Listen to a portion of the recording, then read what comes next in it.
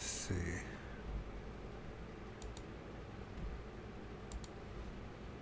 Forgot to do this. Wait a minute, I gotta do this.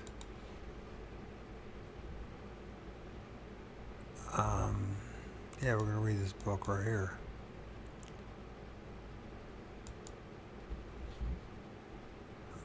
Abominable Snowman. Legend come to life. By Ivan T. Sanderson.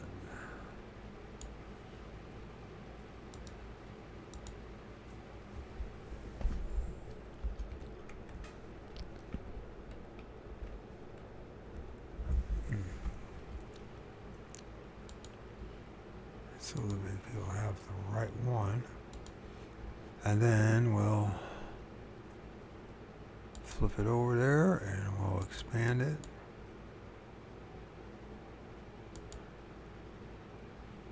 Astonishing. The Abominable Snowman legend come to life. And the back says, Abominable Snowman, strange, weird half-man, half-beast, who have roamed the face of the 5 continents since the beginning of time. Are they myth, or are they astonishing, unbelievable fact? Ivan T. Sanderson, famed explorer and naturalist, draws the truth about these amazing phenomena from out of the shadows of legend. The result is a definitively researched, utterly fascinating report on the astonishing other man who have haunted mankind from prehistory to tomorrow. What are they? The hairy giants of Vancouver Island, the Mothman whose carvings only craves only red meat, the thing that rips tongues out of cattle, the weird men of Russia, the stinkers of Malaya.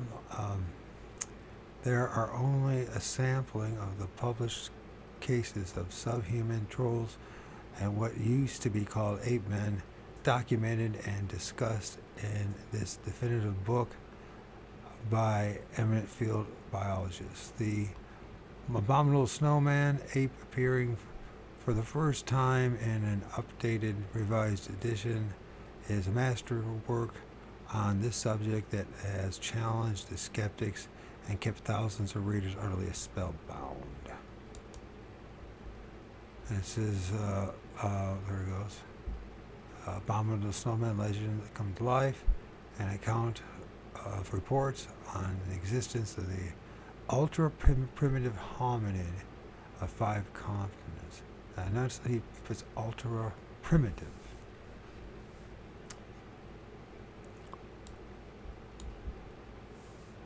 This is republished, but copyrighted 1961.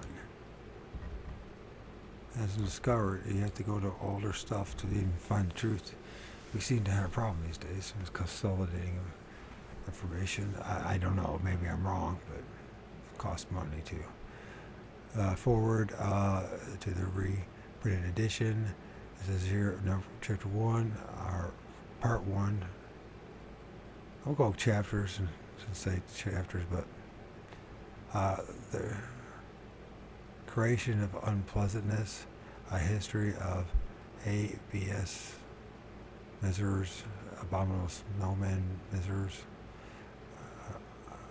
mirrors. What am I trying? It's not misers. It's Mary. The abominable snowman Mary on a ubiquitous woodman report from Canada from 1860 to 1920. Further Sasquatchery. Let me just read that.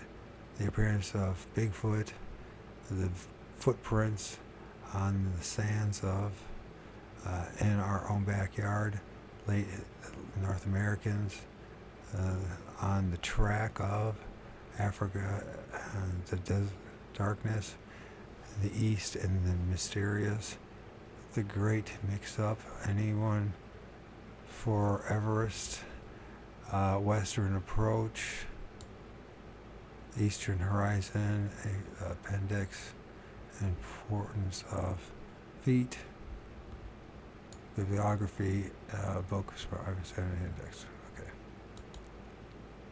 Forward to the reprint edition.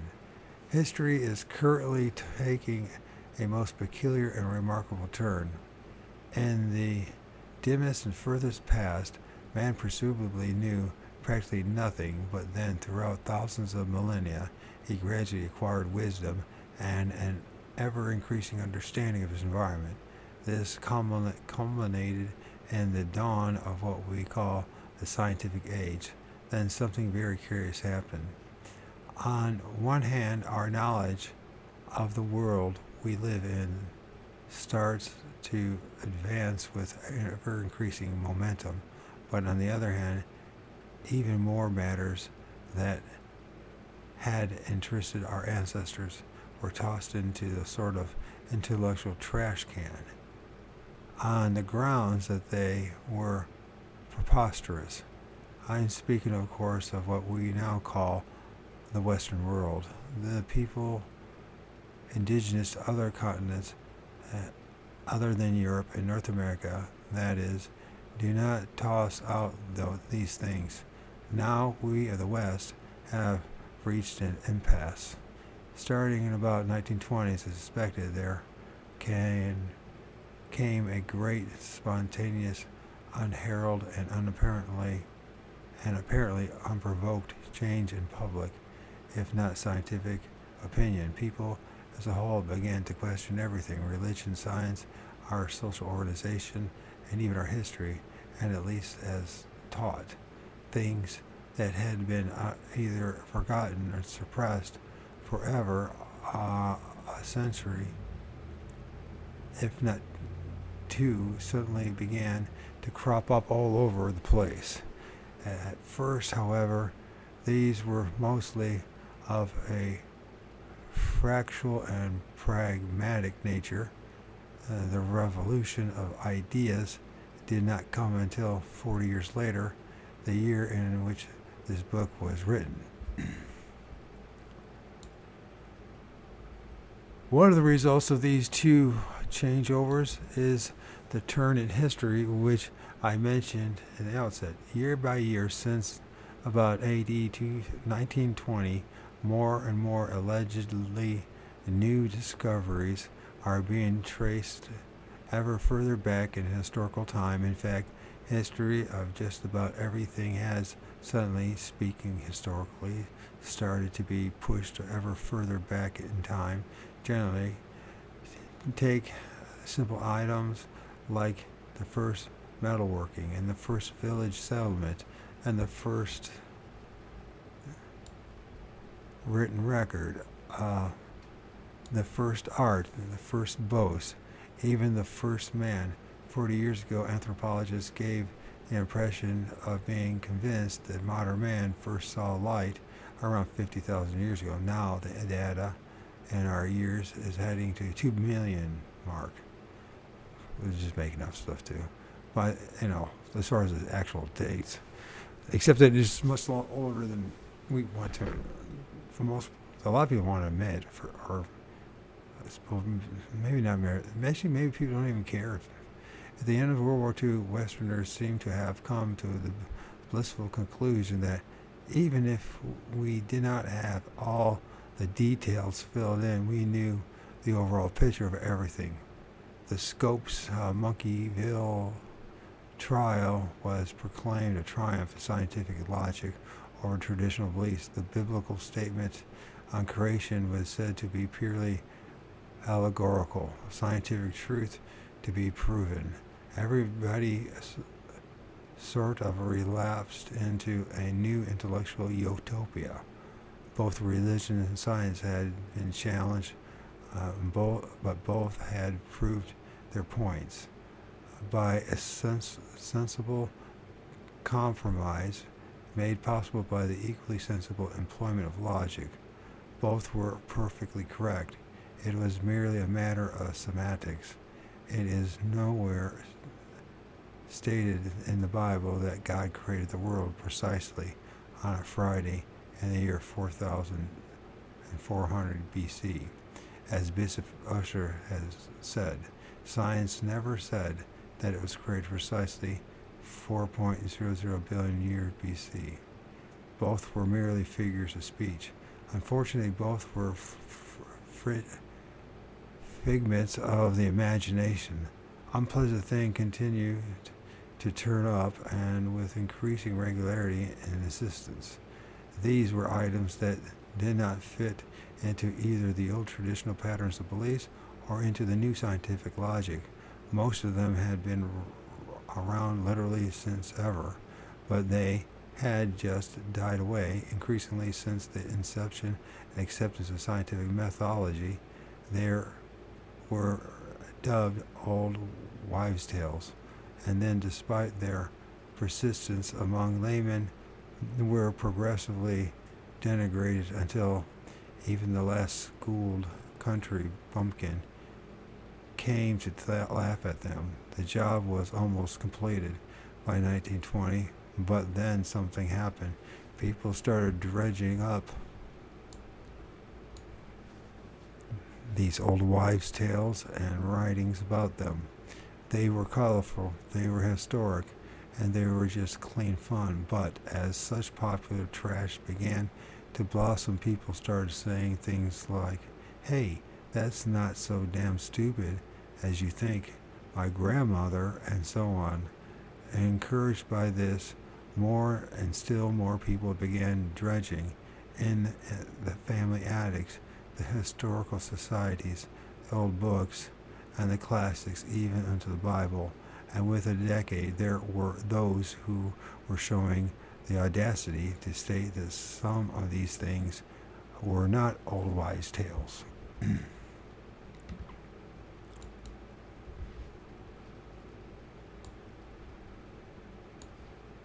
But factual accounts by their own new wives, and don't you try to argue with her bud. Thus, certain aspects of history began to reverse themselves, and the classic example is that of which we write, and which we have dubbed ABSM Murray, ABSM Murrays for short. This began for the Western world in 1920 to 21 with the coining of the catchy moniker Abominable Snowman. This was greeted with hoots of derision, but the utmost glee by British press. Nevertheless, it just would not go away, and throughout the 20s and 30s, the business built up and up with ever more evidence from, in the case of Himalayans, mountaineers, military and other government personnel, and even traveling scientists. Reports kept pouring out of this area, and all to the effect that initial silly suggestion that there was or is a creature in Central Asia, the name of which was mistranslated as the Abominable Snowman, was actually not silly at all. And so insistent were these reports that the stay-at-home scientists were forced to try to refute the matter. In this, they not only failed miserably, but they opened new floodgates of derision and speculation among the press and the public, because their arguments and their attempted refutation were manifestly so puerile. I think that's what it is. The net result was renewed outburst of reports coming from every more respectable, liable, and official persons. This whole business was up until World War II and almost exclusively a British affair, but immediately thereafter it became fully international. Swiss, Japanese, Argentinians, Austrians, Russians, Mongolians, Americans, New Zealanders, and even Indians, and the local Nepalese, and Tibetans. I guess the Nepalese and Tibetans got into the act, and still ever more precise and categorical reports of these creatures really exist and are not just old Himalayan wives' tales resulted, but the stay-at-homes and the other experts who had never been within 5,000 miles of the Himalayas continued to rant and scoff. No such thing could be, they stated, and because it was impossible, however, just who said so, they did not offer the state. They did not offer to state. Then the whole business broke out like a rash in both North America and Russia. True scientists began to pick up their ears, and proper expeditions were organized. Newspapers and millionaires and governments poured money into the effort, and truly concrete evidence began to come in. First, it was mere reports, then plaster casts of footprints, then hairs, then piles of excrement, then photos of beds, and finally some still photos and film.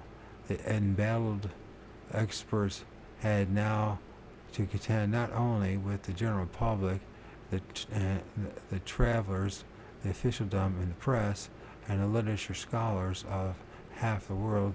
They had also to battle a firmly entrenched Italian in their own midst. These were an international group of absolute top-notch scientists and notable physical anthropologists holding a much higher position than theirs and with far greater credits than their titles. The next, and as of the time of writing, final stage was then initiated. This is bibliographical and historical research into the matter, and this not only within the limited confines of the Western literature and record, but worldwide, and with notable emphasis on Asia. Literally, within months, the results was a sort of landslide reversal of history. Everywhere one turned, ever more records of these ABSMs cropped up, and everywhere from Indonesia to Sweden, from China to Ireland. They even turned up all over North, Central, and South America. And as the years have passed, this flood has not only burst the dam, but brought to light something else. This is that the whole business was never an old wives' tale in the first place, but a perfectly straightforward historical record of fact and our ancestry and of our prehistory and culture and political written history. It is only now, after having reached what we thought was the end of the road, that we have really started to uncover just what is what and what really happened in the past. The book is a historical record of that history and the history of the historical reversal. Ivan T. Sanders, Columbia, New Jersey.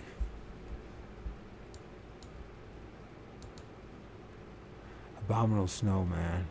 And then it's got this map 1, a distribution of ABSMs by continent. and it's hard to see, but you can see there's little dark areas in North America. We should be all over now. Everything's changed. It's but it's old. A map 1 distribution of ABSMs by continents. The surface of the Earth is somewhat clearly divided between areas of two kinds, one which we call land, but which includes certain peripheral areas at present under shallow seas, forms rafts of certain kinds of rock of lighter density, is some 40 miles thick. The other, which constitutes the ocean floors, is covered by a much thinner layer. Of these strata, the hydrosphere, or water capsule of the Earth, finds its own level due to gravity. You just call it gravity, or you can. As a result, the first areas are subaerial, the latter is subaquatic. The former are land masses, the latter oceans, with adjacent seas. The first are not, however, the continents, which are specific land areas with associated promontories and islands, each of which has a unique history and structure, flora, fauna. These are 7 in number, with the islands of the South Pacific forming an additional unit. Current reports of and myths of legends and folklore pertaining to ABSMs are now recorded from 5 of the continents.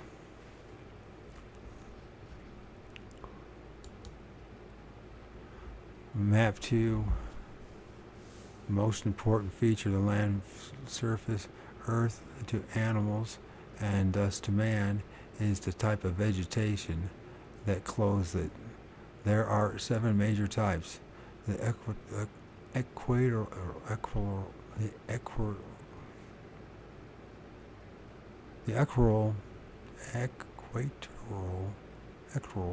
I can't say the damn word. The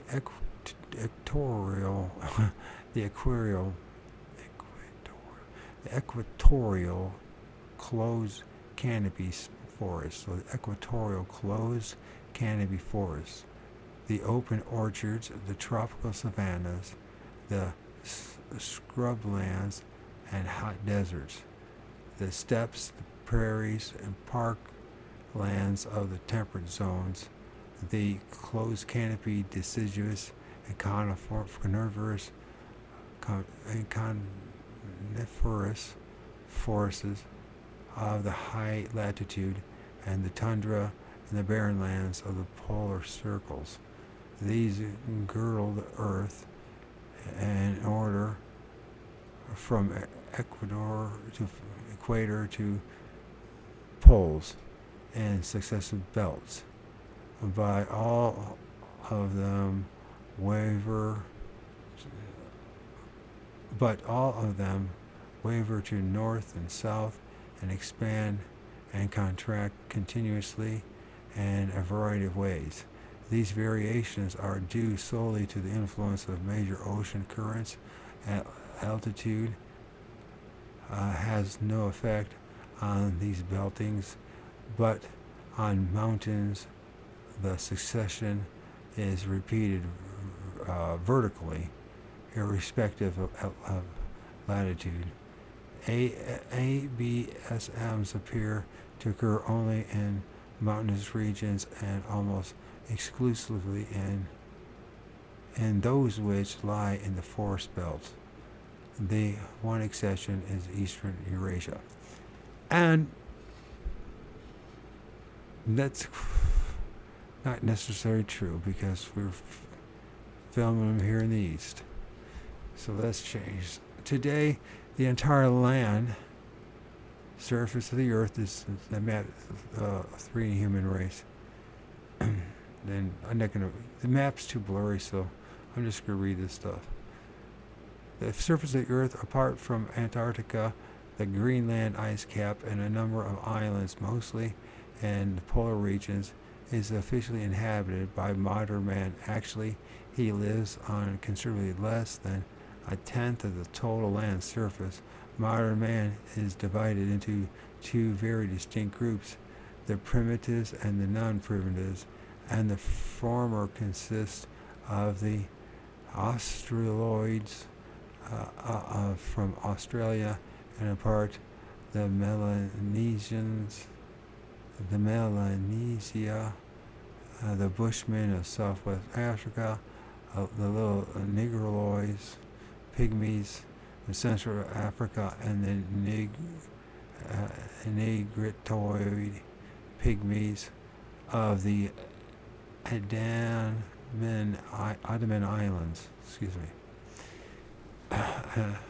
The Malay Peninsula and the Philippines. There are three divisions of non-primitives, and the Mongoloid, the Caucasoid, and the Negroid. Of the first, there are 5 subdivisions of 2 and 3 and 5 and 2, but with another group.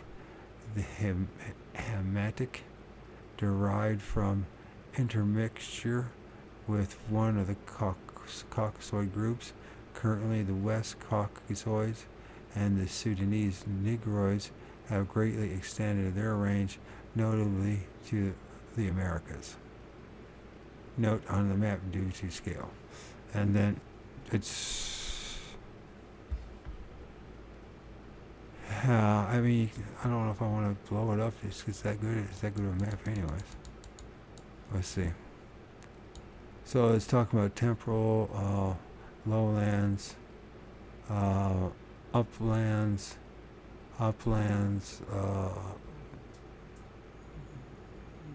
mountainous. I can't read it. Anyways, this is not that important. You can find plenty of references to such things. Map for North American vegetation. This continent should be regarded as reaching from the Arctic ice raft to the isthmus of Tehuantepec.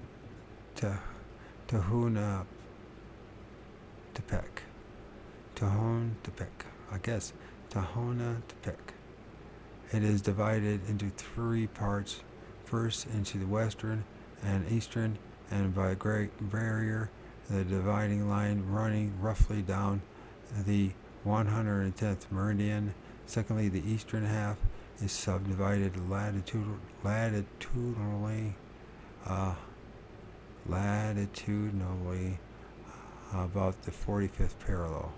To the north being closed forest and tundra, to the south open forest, parklands and prairies.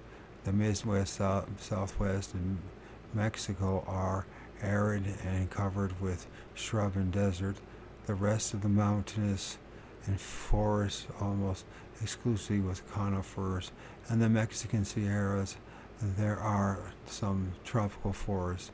Along with the eastern fringe of the continent lies the Appalachians, and there is another upland area in Labrador. The valleys of Mississippi and its tributaries form extensive swampy bottomlands. And there's no point in really looking at the maps, because maybe I got another copy of it somewhere and it's a little better.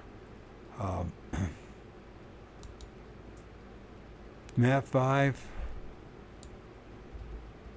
That might be easier to read. This is an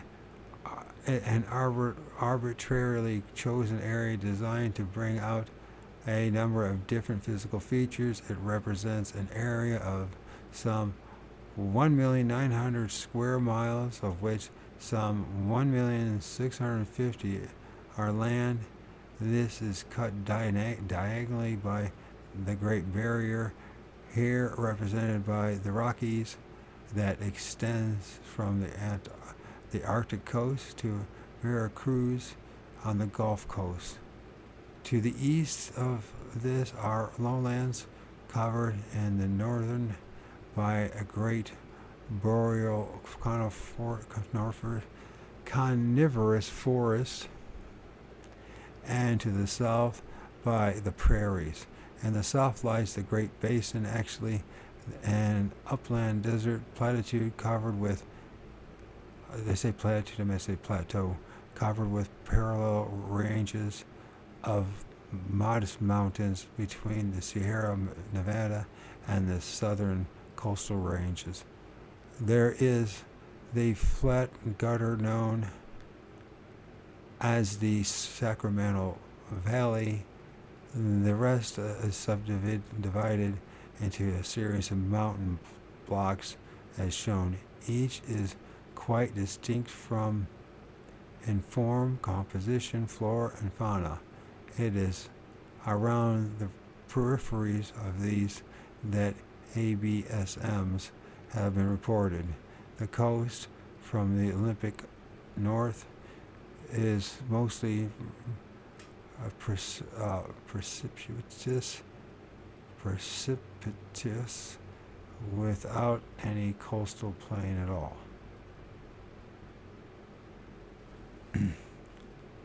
And so you just see there it is, British Columbia, United States, just that area. It's basically showing a bit of the watershed, the main part of it, but British Columbia. Guess we're going to go through some maps here for a bit. Although we're not going to look at them too well because they're not all that great. The Saskatchewan Mountains, the Calumet Mountains, if I said that right. We have the Trinity Mountains and San Francisco. So we're looking basically at the northern California through the Cascades and Saskatchewan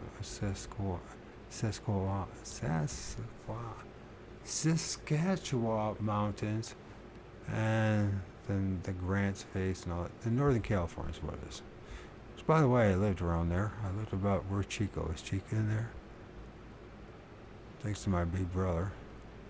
I had a chance to spend about half a year there or more. I didn't spend a long time in California.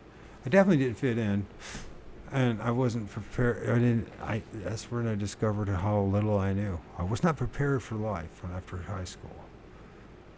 I was not, and nobody taught me anything, and so I ended up. The only thing they taught me, I grew up a Mormon, so I went on a Mormon mission.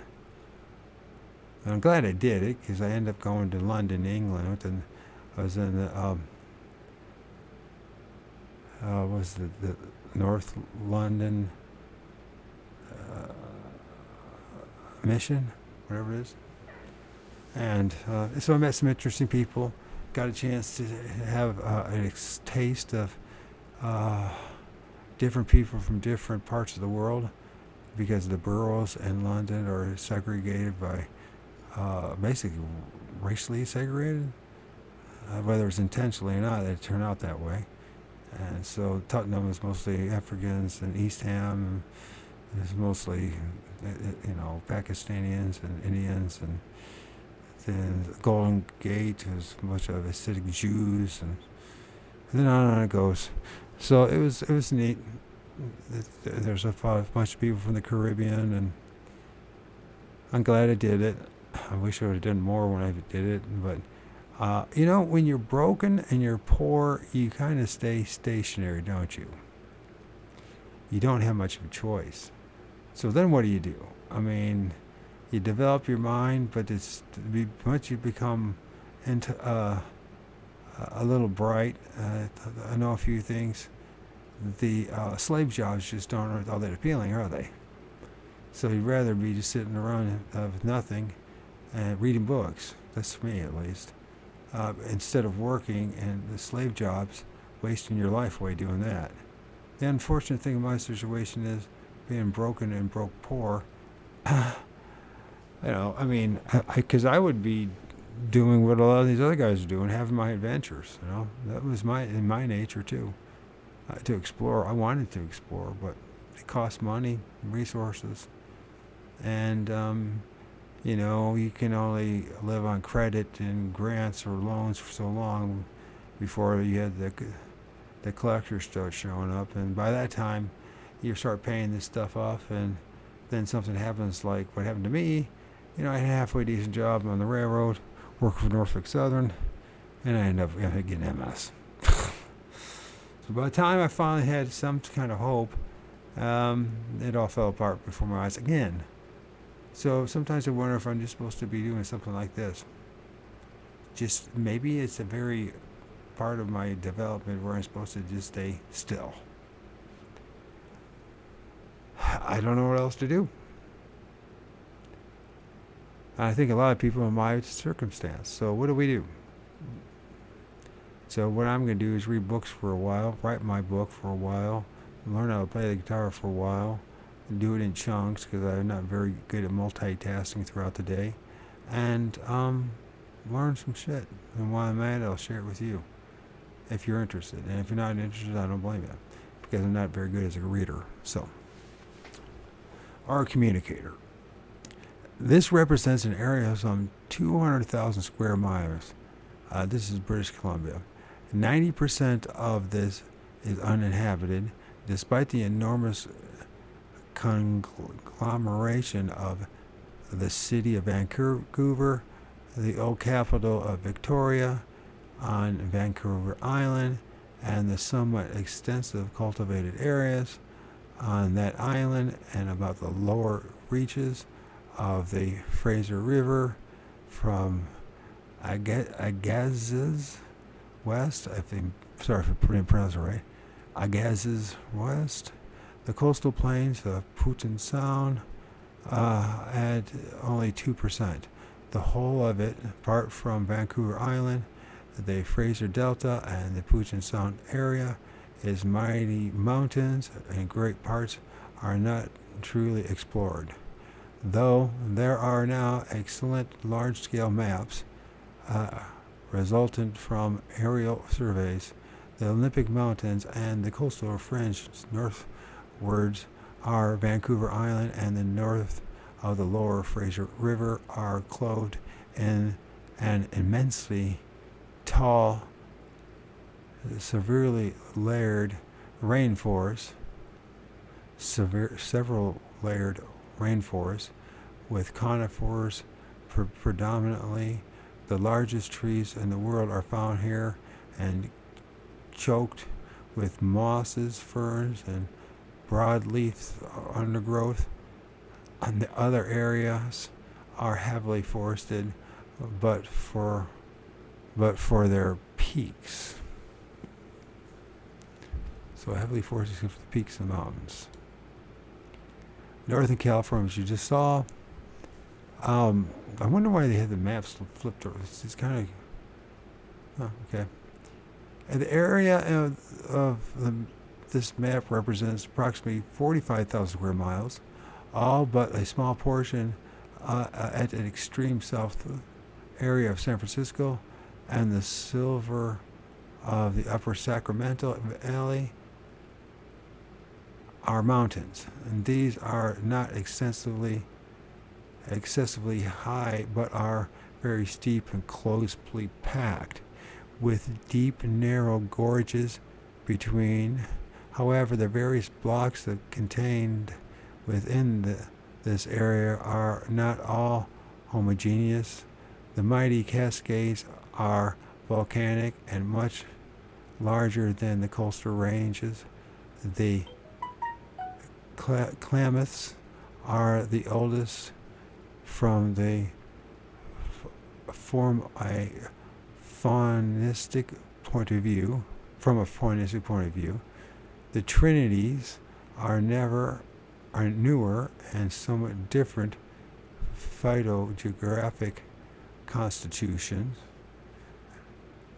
Along the coast, just south of the Cape Blanco, but a little way from the coast, to a little south of San Francisco Bay, is the land of the great redwoods, Sequoia sempervirens, if that's right, pronounced right, sempervirens, it's kind of hard to read. So the whole mountainous part is clothed in almost unbroken forest. The ABSMs, or abominable snowmen, have been reported from Clear Lake in the south to the northern edge of Saskatchewan and beyond the northeast. And of course, it's changed quite a bit since people started opening their eyes. And what do you say when you live in Northwest Ohio like me, and you see them in the middle of a town? Now, I haven't seen one with my eyes since 2017, but I filmed them still. I filmed one last time I went seriously squatching. I filmed one. I even got, it looks to me like the movement of eyes, and it looks like a stump. It's very black and dark, and it's looks like it's on force in a ball. That's what it looks like. I mean, I have to look at it again. I did a video of it, but most people don't know about it, and maybe I should repost it. Remind people that I filmed a freaking Sasquatch back in May of this year. And since then, I kind of just I know they're there. I've seen them. I filmed them. I've filmed things in the trees. I filmed some stuff in the sky this fall. It's getting cold now, so there's no point in me there's no point in me suffering out in the cold. I got enough problems as it is. You younger bucks and your healthier guys, you do it. I'm cheering you on.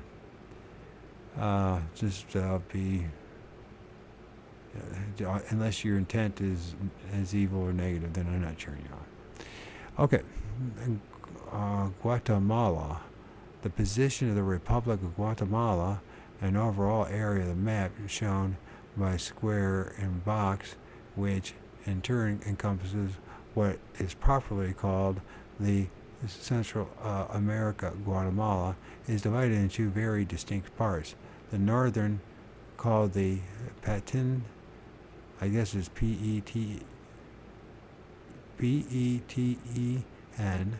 which is a lowland, heavily forested plateau, and the southern, which is mountainous and where there are large numbers of volcanoes, both active and idle. To the west, these mountains are continuous,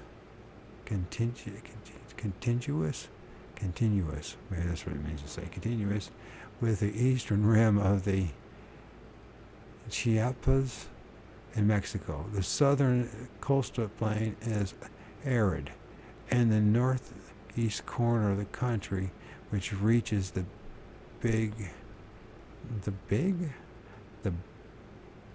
bite. I think it reaches. Okay, I gotta try to read this again. The plain is arid, and the northeast corner of the country, which reaches bite of Honduras. Is that the right word? It says bite of Honduras in the Caribbean. And there is a limited sea level triangle containing the so-called Lake of Isabel, actually the Laguna de Isabel. And this is really an arm of the sea and is connected to it by a river-like channel. The area from which abominable snowmen have been reported centers around the peak named Sanchi and the Sierra de Chocos. If I said any of that right, I have no idea. But I guess what he's trying to get at is this area right here. I think, unless was it this one? Oh, that's maybe it's Guatemala. That's what he's talking about right here. Honduras. You won't be able to understand. It's unfortunately, not very good maps. But they're good enough to get his point across, but they're not,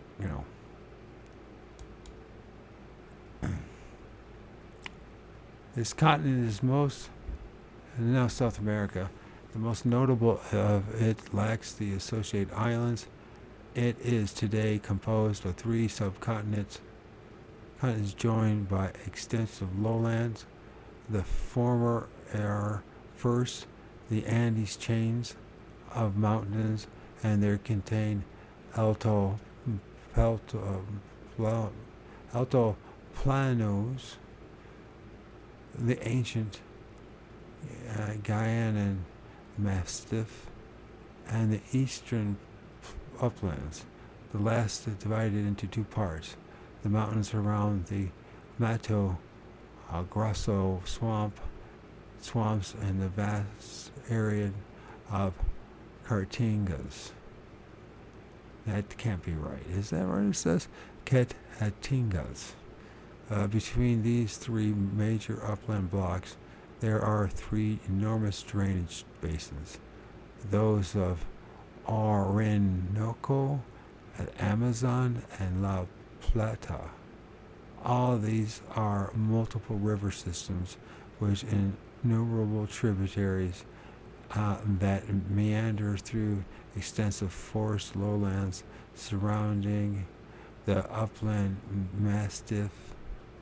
mastiffs, and bordering these river basins are intermediate plateaus. These are mostly clothed with savannas, and the southern tip of the continent, south of the La Plata, these intermediate lowlands are covered with tall grasses, pampas, and further south with scrub. In the extreme northwest, there is a block of equatorial forest on the Pacific side of the Andes, cut off abruptly to the south by an excessively arid western coastal fringe. ABSMs have been reported from the Colombian area, from the Guyana Massif. Is that how you pronounce it? I call it Massif, and it's not that. It's Massif. Massif. Massif. Why do I keep calling it Massif? That's because I can't read worse shit. From the mountains around the Mato Grosso, and from a few points in the central Andean highlands, big feet have long been rumored from the Patagonian region, but the matter is they're muddied with the ground sloth business. Now they got a map of Africa. I guess you get the point across is that they're all over the damn place. Map of Africa, map X 10. Africa is the second largest, most compact of the continents, apart from Madagascar, which is hardly a part of it, and Fernando Po in the west. It also is singularly lacking in peripheral islands, and the northern rim is really a part of the continent of Eurasia and lying as it does today north of the Great Sahara Desert. Has not only a different climate, but to a large extent flora and fauna differing from that of the rest of the continent. Africa is divided into three parts: the northern desert belt, the central forest belt, and the southern desert belt. However, further confusion is produced by there being extensive and almost overall highlands all the way down the eastern half of the continent, and other extensive upland blocks in the northern deserts and the western half of the forested equatorial belt. Africa also has three large basins, but all are inland and without any real outlets. 2. El Jaf and the Bodel now lie in the deserts. The third is that of the Congo, the second biggest riverine system in the world. The tall, closed canopy equatorial forests are actually rather limited in extent and are clearly divided into four parts in the west and center. The lowland coastal forests of the east are not TEF, I guess whatever that stands for, and are more arid. ABSMs are reported from 3 forest areas, with a rumor from the far southwest. And that is the Africa that he's talking about.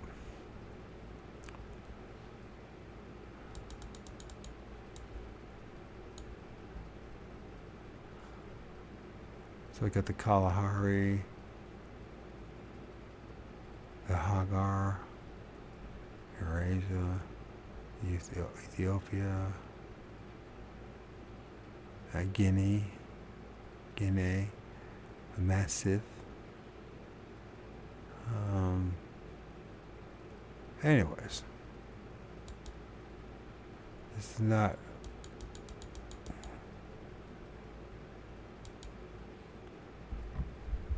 We did Africa, right? Yes, we did. So then I guess he's going to do China and India now. The Northern Oriental Political, and then Orientala. And of course, this is Asia, as we call it, India and China and Russia.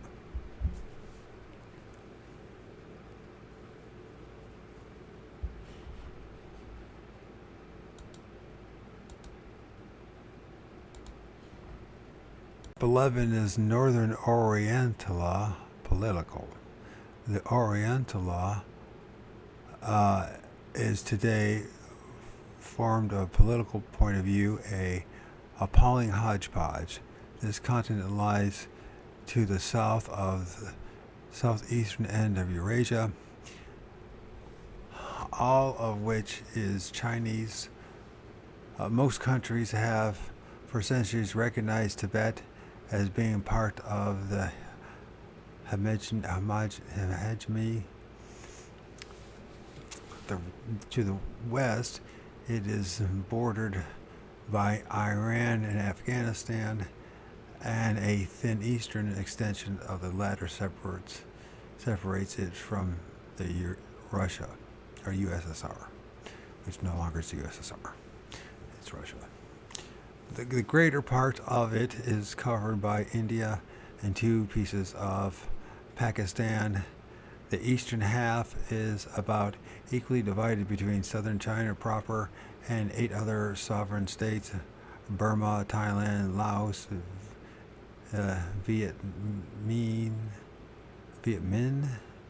Vietnam, Cambodia, Malaya, and Indonesia. In addition, there are sundry territories such as Sarawak,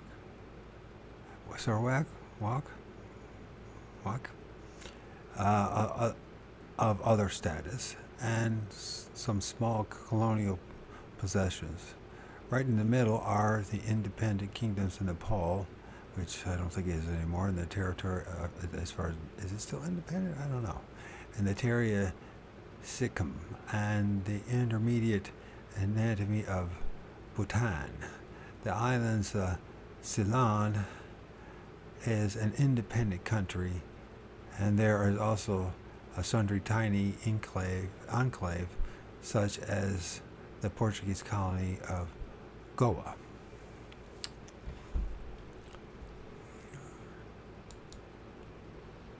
Map 12 is Orientala. Geographically, Tibet is part of the Orientala, but due to its extreme latitude, it is connected with Eurasia. Orientia is divided into 6 parts: India, the Himalayas, Indochina, southern China, Malaya, Indonesia, and the Philippines. For the last 3 divisions, see map 10. In this continent, we have three major levels: lowlands, mountains, and super mountains. Most of the first are clothed with equatorial forests, but there is a large desert area in western Pakistan, and most of southern China lies in the temperate forest belt and has distinctly Mediterranean flavor. The mountains fall into 7 major and many minor blocks, and there are 2 complexes in India and Arakan, I guess that's what it's called. And I don't know if I don't know how many of these things have changed in the past. Well, this was published in 1961, so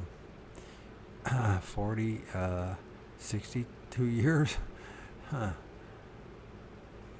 It's still relevant even today, though, in my opinion. The Indonesian Massif, the Annams, and the Southern Chinese Massif, and the Fokien complex. Lesser blocks are on the peninsulas and islands. The Himalayas constitute a special region. The ranges of the names are immensely long but narrow and are erected upon a huge upland. And then there's something in Chinese, Paidum, whatever the hell that is. And let's find out what this word means. Because he keeps using it in massif. What is a massif?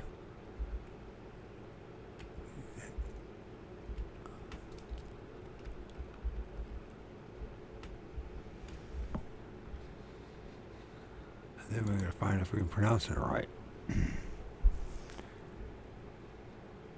Massif. It's a massif. It's a compact group of mountains, especially one that is separated from other groups. Massif. And there you go. Massif. East and South Orientala. The eastern half of the Orientala is also enormously complex from the topographical and phytogeographical point of view.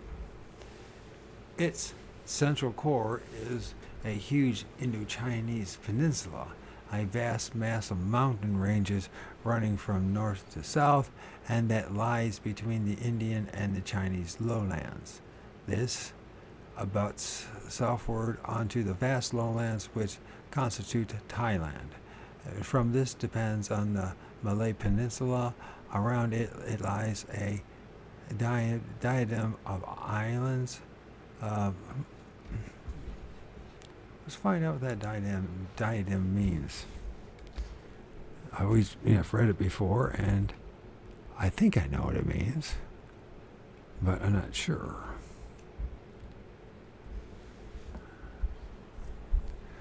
A jeweled crown, that's what I thought it means, or headband worn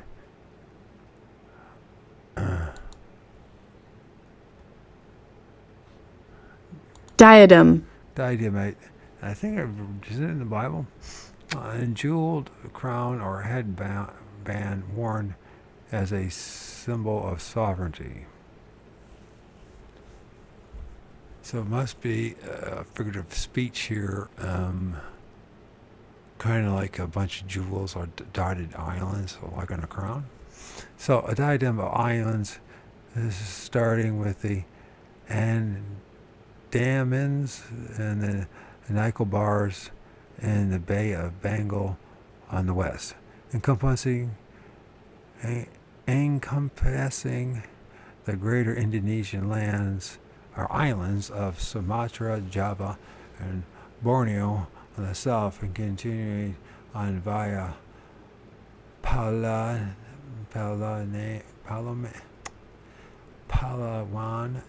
to Philippines and Formosa, Taiwan, on the east. Between and among these are literally hundreds and thousands of other smaller islands, plus another string of along the coast, terminating in Hainan. Hainan, I guess it'd be Hainan. Is that what it is? The southern eastern end of the continent is the Wallis's line running between the Philippines, Borneo, and Java on one hand, and the Celebes and the Australoid Islands on the other.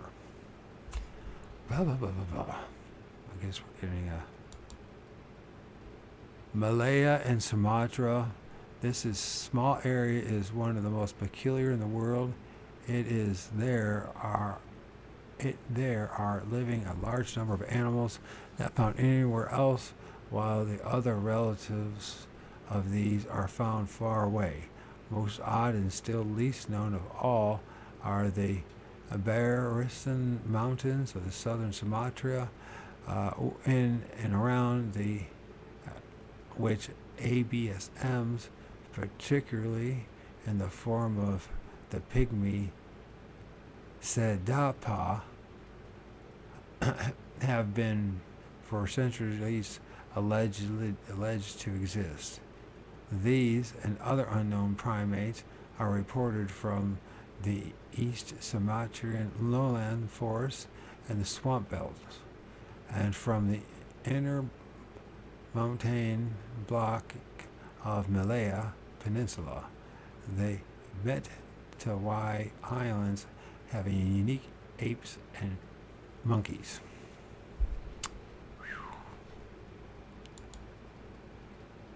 Then we are at now map 15, Eastern Eurasia. This most complex geographical setup in the world forms a vast triangle some 3,000 miles along its western face, which is the Great Barrier abutting onto the Russian steppes, and some 2,500 miles along its southern curve, which runs from the Pamars along the southern rim of the Tibetan Plateau to Sakang. If that is Sakang? I think that's what it is, but there's something next to the G, but it's like, I don't know if that's supposed to, what that's supposed to be. And 3,000 miles from there along the eastern face to meet the barrier in eastern Siberia. The whole of this is basically a high plateau, the central portion being a hot desert. Upon this and all around its rim lies immense mountain ranges. In the south there is the super uplands, the plateau of Tibet, with even greater ranges upon it, and it is an astonishing fact that the greatest of all mountain ranges in the world that forms the southern rim of the Tibetan Plateau and contains the Everest block has no recognized name in English. This of course 60 years ago, so it probably changed. I haven't bothered to look because I didn't know I was going to read this, so I just started to read this. So. And contains Everest block and has not been recognized in English. The Tibetans and the Nepalese know this as the mother of all mountains, and the Desara Deshung P, I don't know, P Bihum, if I said any of that right. The Karakorams are the western edge of the range, Everest block.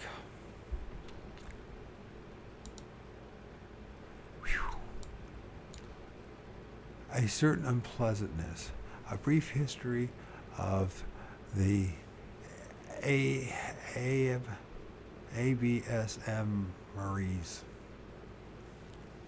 Murray. The ABSM Murray. I don't like how that sounds. I like what he just chopped off the Uri part and just called the ABSMs.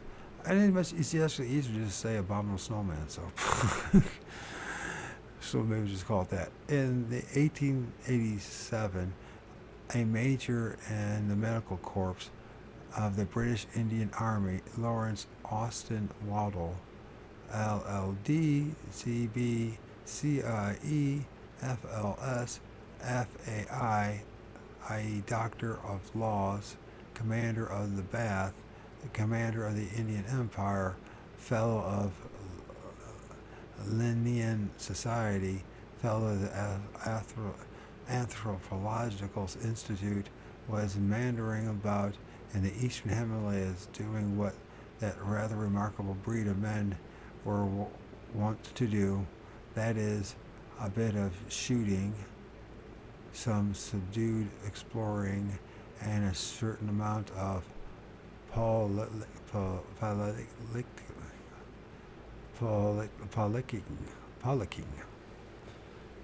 An amount of pollicking. Like many others of his ilk, he wrote a somewhat uninspired and uninspiring book about it. Uninspiring name Among the Himalayas. The major was a normal sort of chappie and a sportsman, but his hunting was not for the feverish 91 gun and closet variety of today. Quite contrary, he would take a few birds of type and consider to be legitimate game for his pot and keep his eye in for the grouse shots. And on his next home leave in Scotland, and he banged away at tiger, whatever the local natives could rustle one up. Whenever locals rustle one up. But he was not scrambling about the Himalayas primarily for what we nowadays call sport. He was just puttering. That lost 19th century British art because he had some time off and the official sanction to make use of it as he would. Despite the limited intelligence attributed to the 19th century British Indian Army colonels, they were really the most remarkable breed, almost mutation from some hidden depths of their public school education and the remoter recesses of their ancient family traditions. They dredged up a wealth of wisdom, and they often developed an extraordinarily keen interest in the world about them wherever they happened to land. Most of them were sort of mild philosophers. Many turned out to be brilliant linguists and great scholars.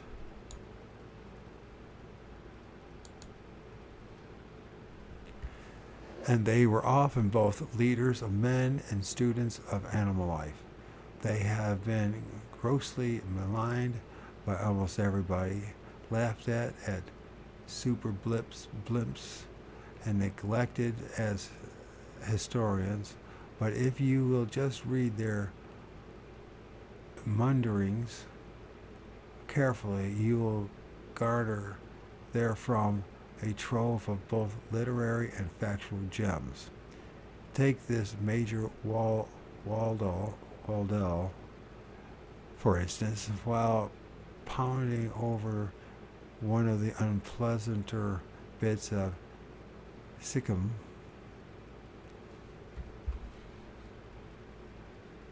That does not feel right, but it might be saying it right, but it don't feel right.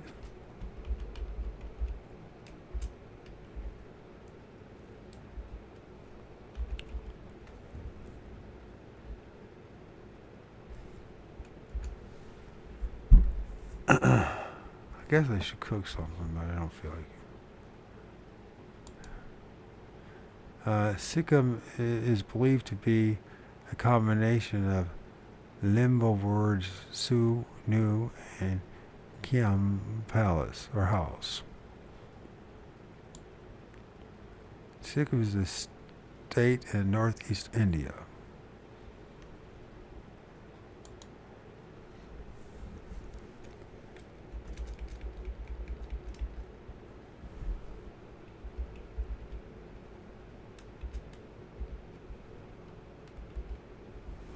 And this is make sure I'm pronouncing it right. Sikkim. What? Sikkim boy. I just. All right. What the hell? Sikkim. Okay, so unpleasanter bits of Sikkim and vile weather. He came upon a set of tracks made by some creature walking on two legs and bare feet that he says went on and on over the freezing snow, not only taking the line of least resistance at every turn, but marking out a course in conformity with the easiest gradients that brought whoops of admiration even from the major's mountain-born porters. He remarks almost casually upon this remarkable achievement and wonders vaguely not what manner of man, but what sort of creature could have made them, and why it should have decided to cross this awful pass in the first place. The major did not realize when he penned this, though this thought just what he was starting, though starting it perhaps not the exact word to describe his remarks, for what he recorded was already ancient history when Columbus sailed for the West Indies. It just so happened that as far as popular recognition is concerned, his was one of the earliest mentions to appear in print in the English language. It what may be called modern times of what has literally become known as the abominable snowman. At that time, nobody in what we now call the Western world paid the slightest attention to this extraordinary report.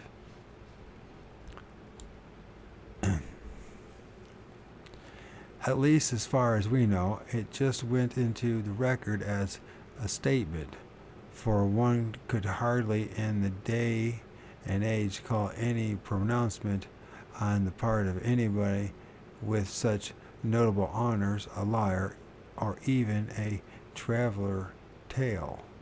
It was therefore assumed that some religious chap must have preceded the gallant major over the particular route, and somehow managed not to die of frostbite and sun blindness and starvation. It was remarkable that he had done a dashed good job of negotiating the pass. There the matter rested. Major Waldell's book was one of the many written about the end of the century when the Western world was complacently sure that it knew more or less everything about all countries, with the possibility exception of Tibet and the holy city of Mecca, which it was then considered were rather unsporting and that they did not welcome civilized Englishmen. All sorts of sporting gentry went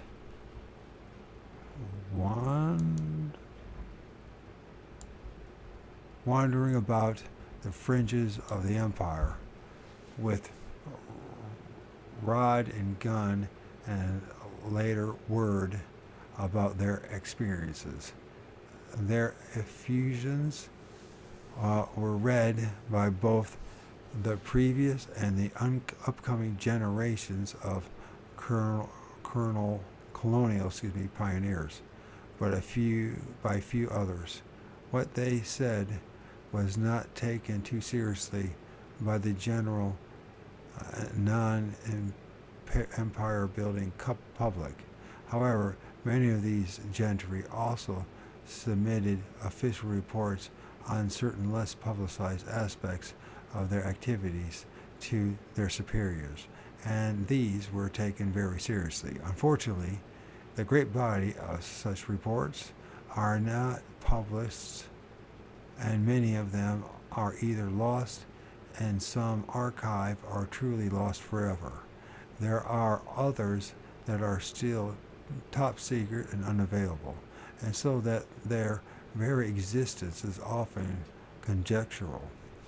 Yet every now and then one stumbles upon such a report that is extremely tantalizing.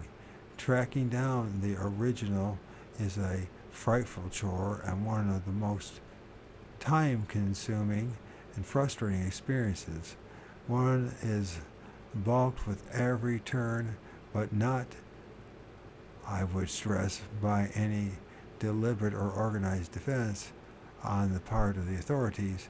Official archives are preserved for the benefit of all and are open to inspection by all, and even the topmost secrets are in time released as mere historical objecta with an A. No, it's not a D. It's not objecta. Dejecta. What is dejecta? I assume dejection? Is that a way of saying that? Am I even saying that word right? Dejecta. Dejecta.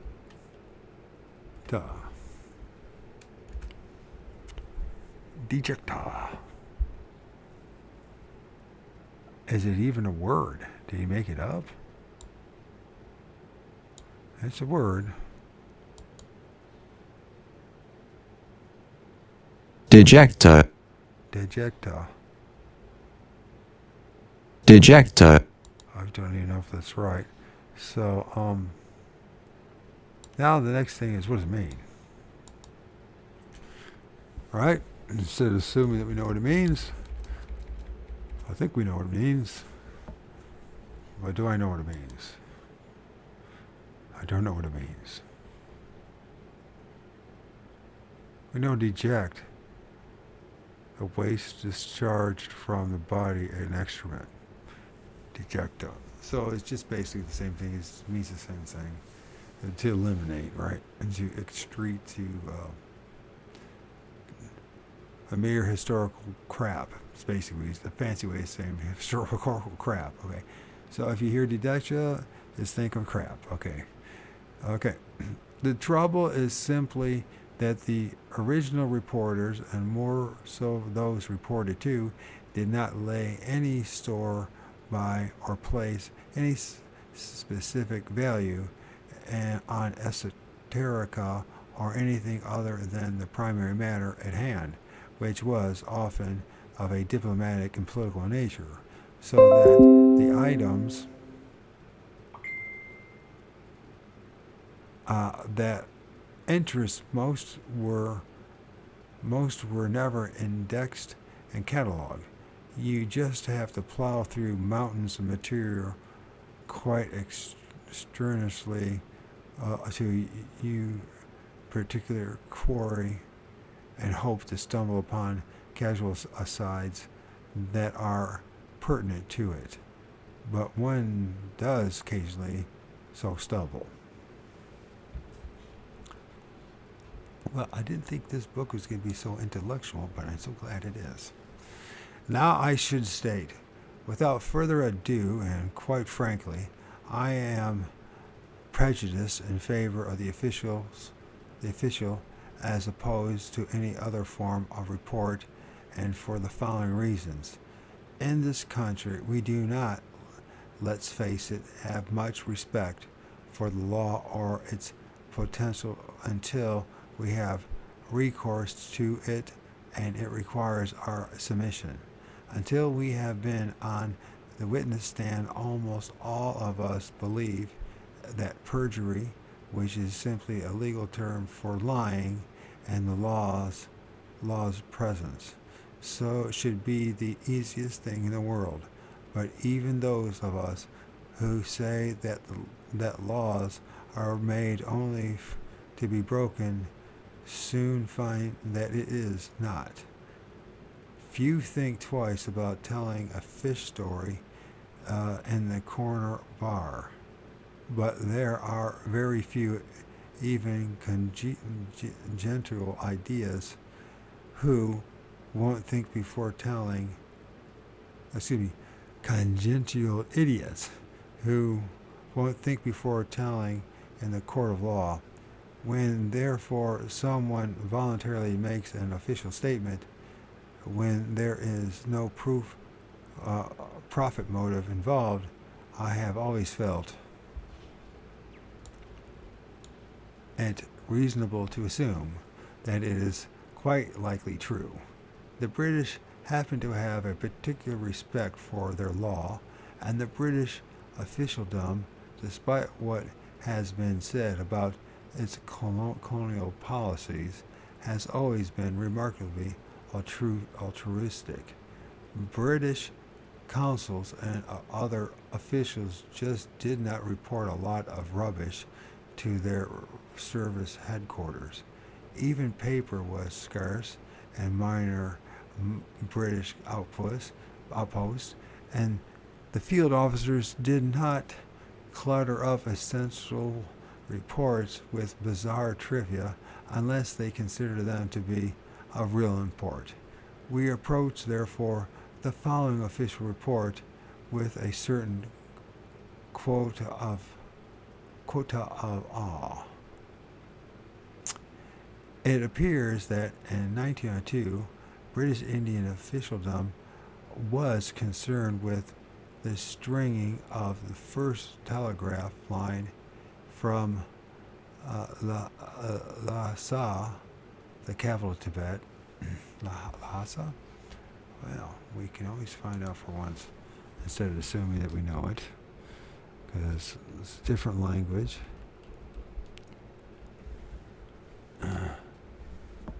Lhasa. Lhasa. Lhasa, So it's not, the H is silent. So it's La, Lhasa, Lhasa. Lhasa. And I think I stumbled on that word in the last reading, and when I mean I stumbled, I screwed up. So Lhasa, the capital of Tibet, to Kalimpong and Darjeeling in Bengal province in India, just south of Sikkim border. I see map. Job entails first going into Tibet and then stringing the cable out. When the crew reached a pass named Chabithang near a place called Jalepla on the Tibetan Sikkim border, an incident occurred that prompted an official report.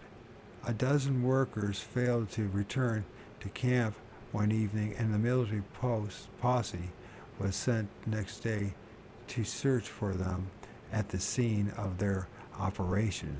No trace of the missing men were found, but the soldiers, during their wide search for them, found a remarkable creature asleep under a rock ledge, or so the report goes. The soldiers were Indians, not Gurkhas or mountain folk, and this is of significance because had they been, they would doubtless have acted differently. The Indians had no qualm about shooting this creature to death immediately. It proved to be human rather than animal in form, though covered with thick hair fur. Up to this point, the report is official. Then it becomes unofficial, but for one minor aside to the effect that a full report, together with the beast, was shipped to the senior British political officer, then resident of Sikkim, who is correctly named as one Sir Charles Bell. The unofficial sequence I take from this extraordinary book by John A. Keel entitled Jadoo. I didn't know he had that book called Jadoo. Let's look that up. I like him. Jadoo. There's one dude I like. It's John A. Keel. I like reading his books, and if they got it, oh, good. No, they don't. I don't think they do. I might. Jadoo.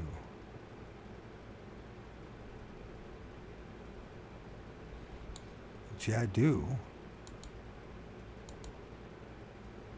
Let's put John Keel. Let's see if that helps. It might not, but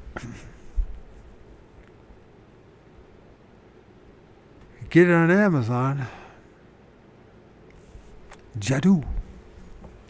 This is the more startling in that it even mentions an incident apparently lost and certainly forgotten over half a century before, yet states that the information therein given was obtained firsthand. The author states that he met in 1957 in Darjeeling a retired Indian soldier named Bambadhar Chitri, I guess that's pronounced his name, who claimed that he was among the party that killed this creature and that he personally examined it. He is also allegedly to have said that it was about 10 feet tall and covered in hair. Well, apparently you could shoot him then. But for a naked face, and that it had long yellow fangs. Further, Mr. Keel says that Bambadhar Chitri told him that the carcass had been packed in ice and shipped to the same Sir Charles Bell, but that he did not hear anything further of it, nor apparently did Mr. Keel, nor have I, though I have spent a lot more time and energy than the image might seem to warrant in a fruitless endeavor to trace further reports, official or otherwise. This is the more aggravating since it is the earliest report that I have found on the actual or even the alleged capture of any form of what we shall henceforth be calling an ABSM, i.e. the abominable snowman. But what we must, also for lack of any established overall name, call the Western world in the Oriental region. Nevertheless, it is by no means the only such report, nor actually the earliest on record, for as we shall presently see, it was preceded by 2, if not 3 other continents by just as definitive statements as some cases official ones that at that. And this brings up another point that I should endeavor to clear up forthwith. I would have preferred to start this story where all stories should begin, which is to say at the beginning. However, despite the chronology that I have compiled over the years, such a procedure would be open to at least two serious defects. First, it is almost daily, and now with increasing tempo, being added to almost all along the line, while its origins are regressing even further into the recorded past. Second, it would be extraordinarily dry and over formal in the eyes of any but extreme specialists. I have felt, therefore, that the history of this whole abominable snowman business will be much better understood if it is unfolded upon the chronology of its discovery and progress, a sort of history of a history. This is further herein recorded deliberately from what we call above a Western point of view, is that it is a chronological record of how the matter was brought.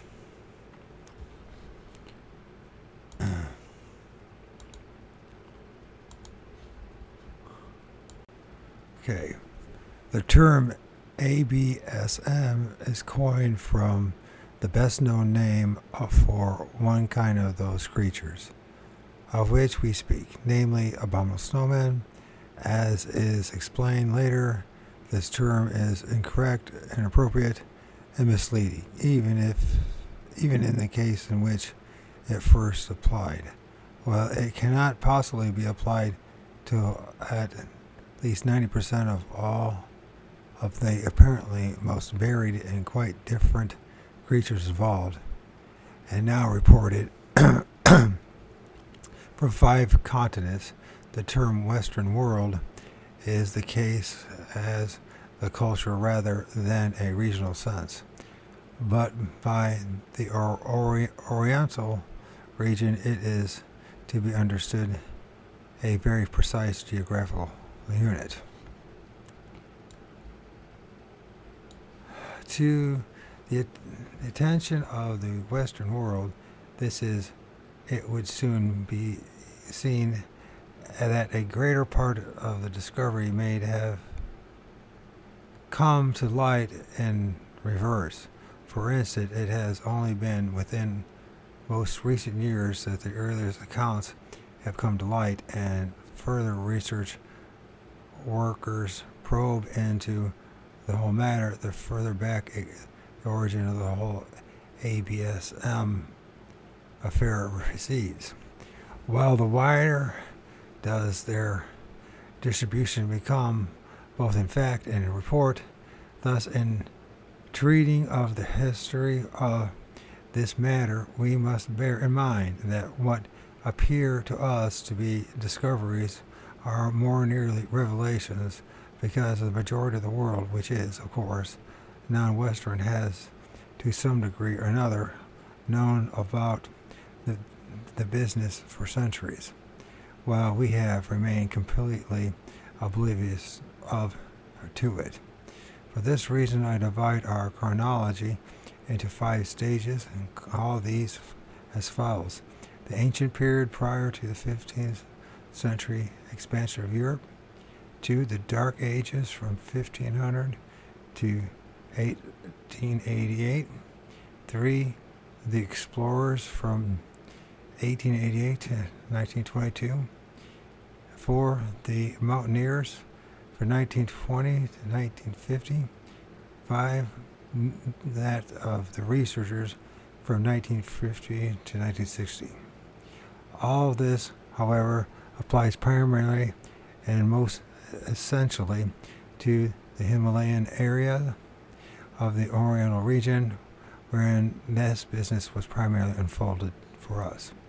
The same periods, of course, exist at time elsewhere, such as North America, but they cannot be found on the same criteria or named after the same classes of entrepreneurs.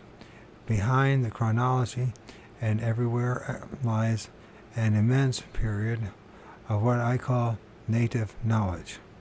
This trails off into dim mists of extreme past and into the folklore and myth, an area which is only just now being taken into account as serious history rather than mere make-believe.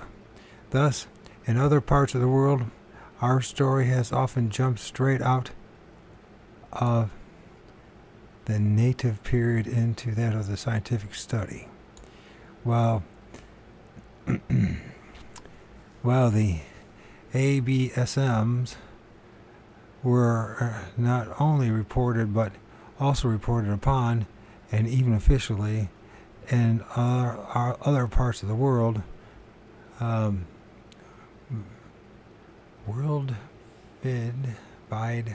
Canada for long before the travels of Major Waldell, and while specimens, as it now turns out, are alleged to have been captured or killed long before that, we of the West became cognizant of these happenings and alleged happenings only very recently.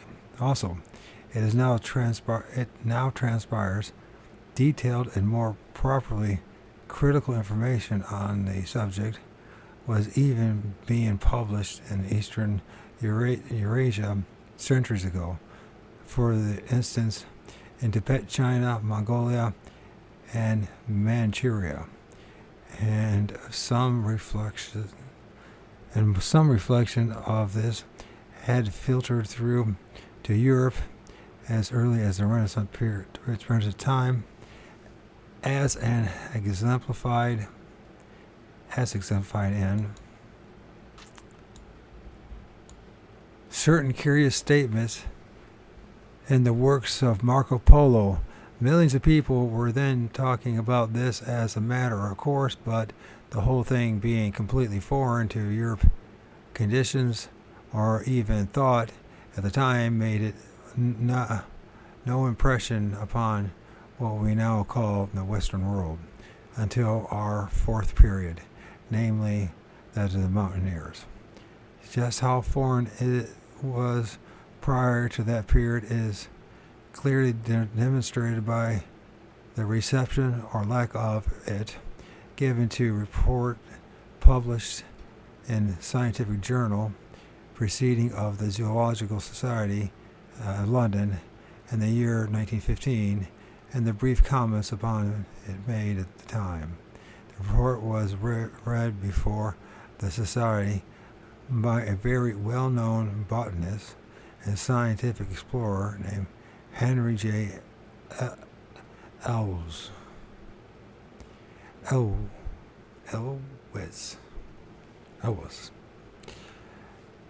and consisted of portions of a letter received by that gentleman from a forestry officer by the name of J.R.O. Gent, who was stationed in Darjeeling. This read as follows: I have discovered an existence of another animal, but cannot make out what it is. A big monkey or ape, perhaps, if there were any apes in India. It is a beast of very high elevation and only goes down to fat loot in cold weather.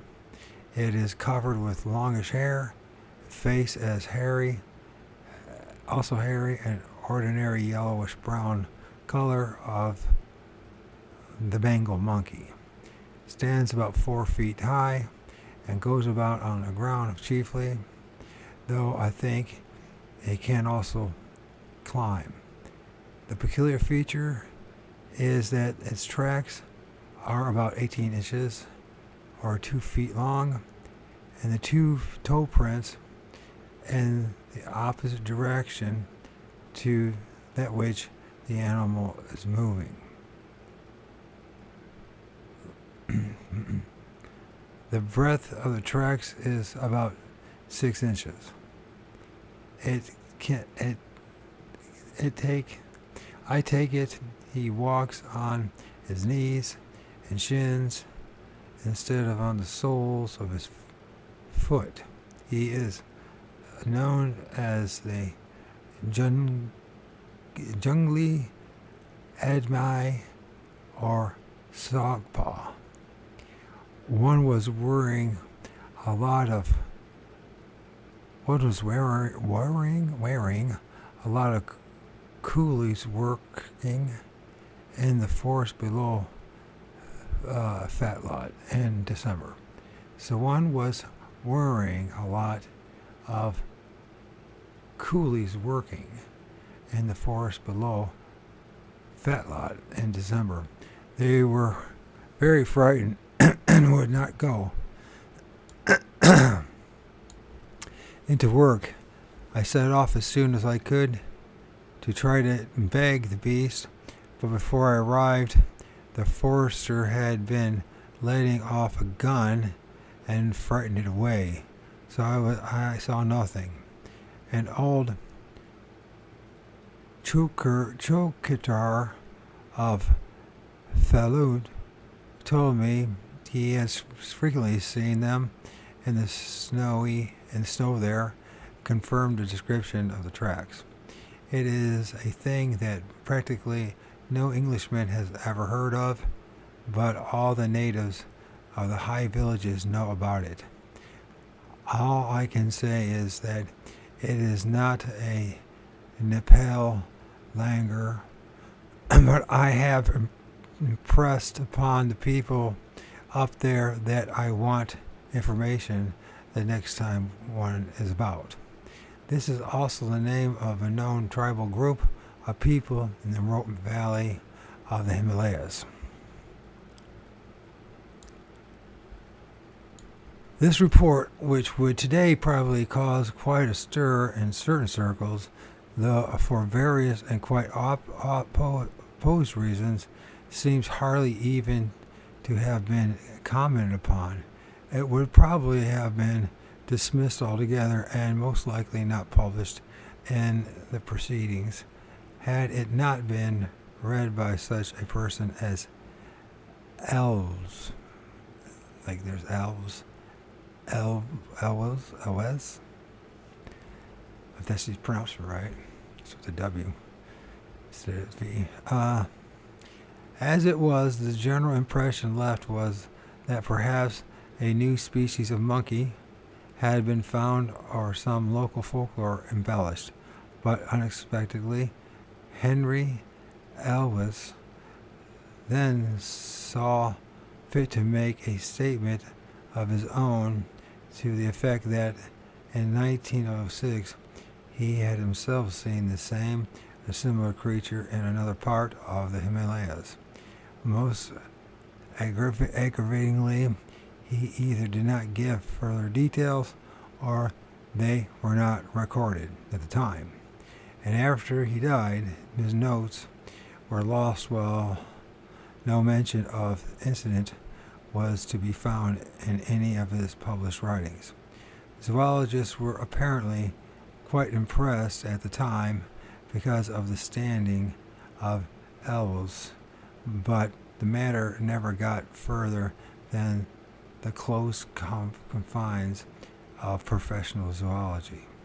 It was, moreover, not until 1920 that an English-speaking public outside of the limited audience early served by the writings of travelers in the Orient was in any way made aware of the whole business.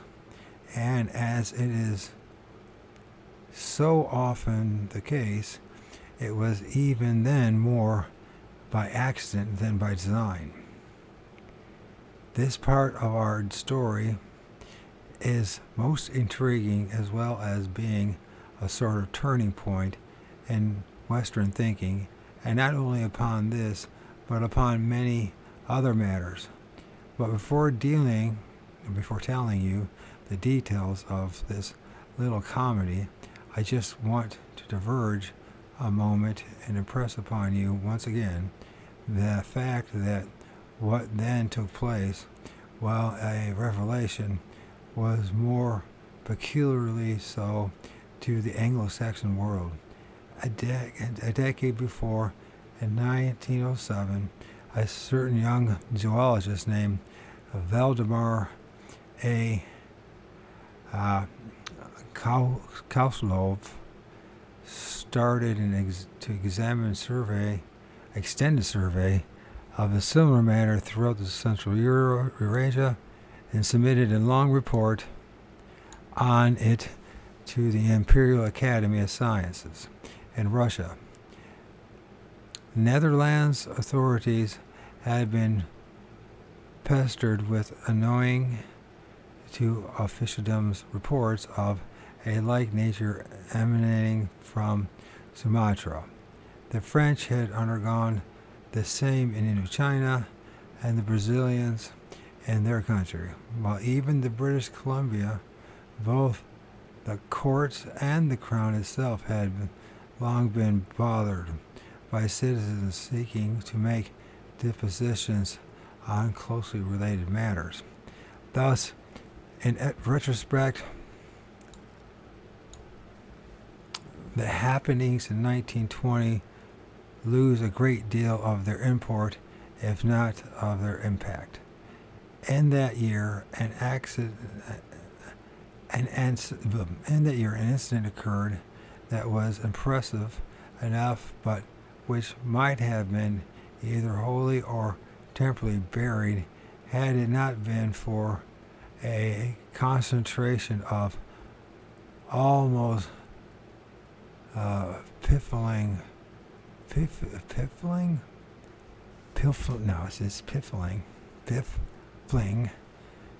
mistakes. In fact, without these mistakes, it is almost certain that the whole matter would have remained in obscurity and might even now be considered in an entirely different light, or in the status of such other mysteries as that of sea monsters. This was a telegram sent by Lieutenant General, now Sir C.K. Howard Bury, who was on a reconnaissance expedition to the Mount Everest region. The expedition was approaching the northern face of Everest, that it too says from the Tibetan side, and when at about 17,000 feet above on the Lahapkala Pass, saw and watched through binoculars a number of dark forms moving about on the snowfield far above.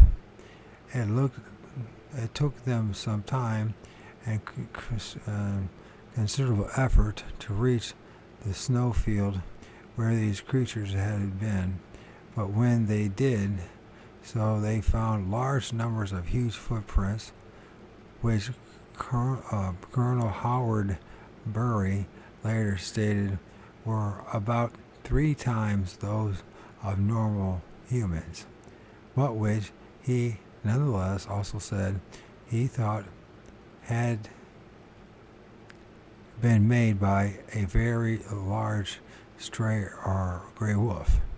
The extraordinarily illogical phrasing of the statement will be discussed later on, but it should be creatures moving about, not just a wolf, and that it is hard to see how the colonel could determine its color from its tracks.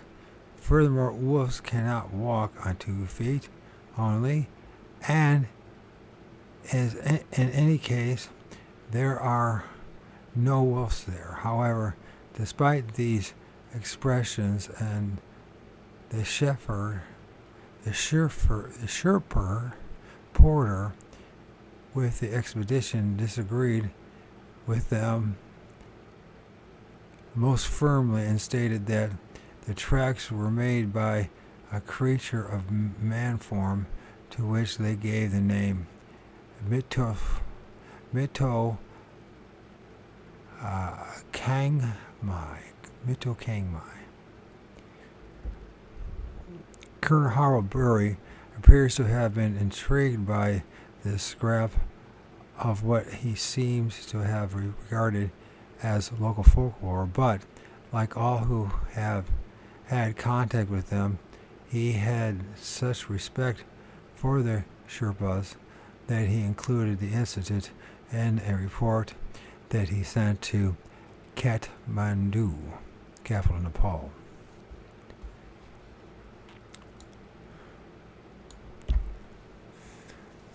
To be telegraphed on to his representatives in India.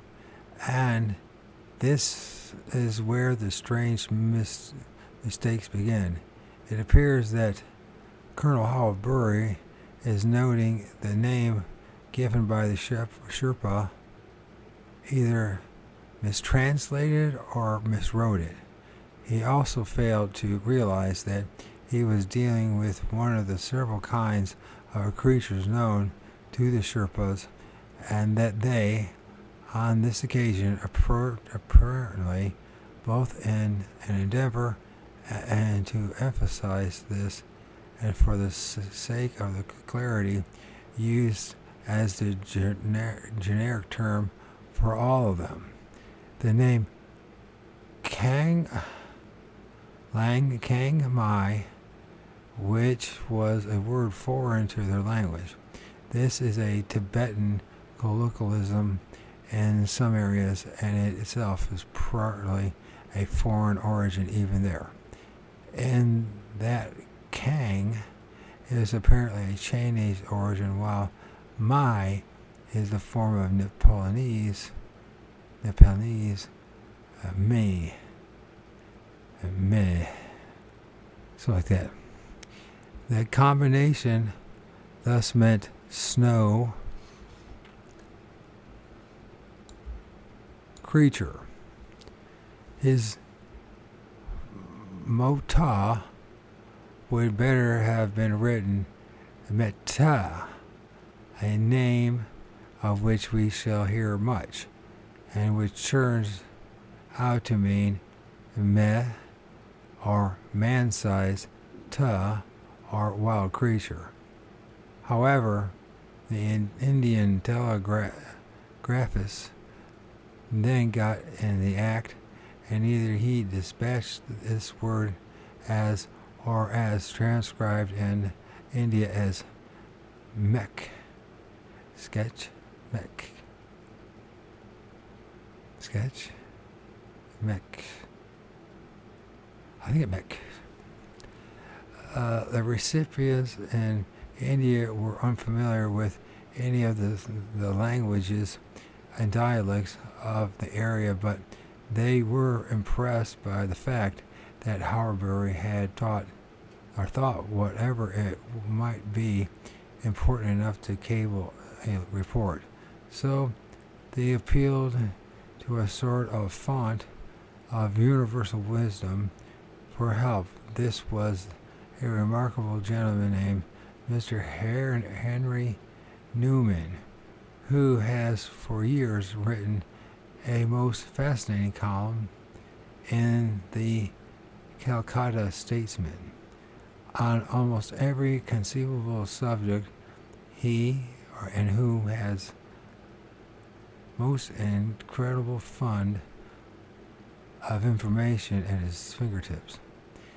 This gentleman, however, did not really know the local language or dialects of the eastern Tibet and Nepal either, but this did not deter him from giving an immediate translation of the Mek Kemai, which he stated categorically was Tibetan for the abominable snowman. The result was like an explosion of an atom bomb. Nobody, and notably the press, could possibly pass up any such delicious terms.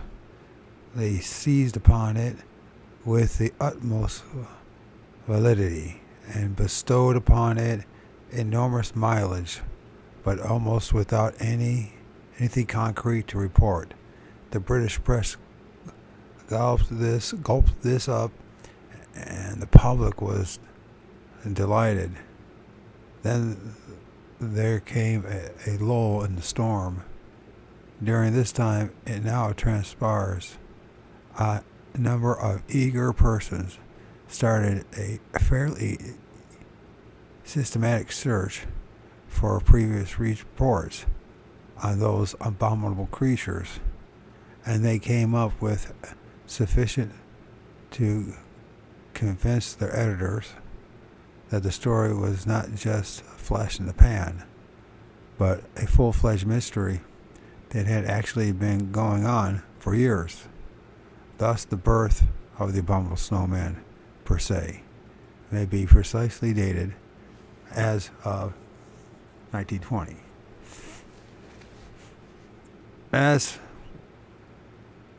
And once it was launched, it gathered momentum. And as we shall see later, when we come to examine the actual reports from the eastern Himalayan region, almost everybody who went there, and notably the mountaineers, reported either seeing snowmen, their tracks, or hearing them, finding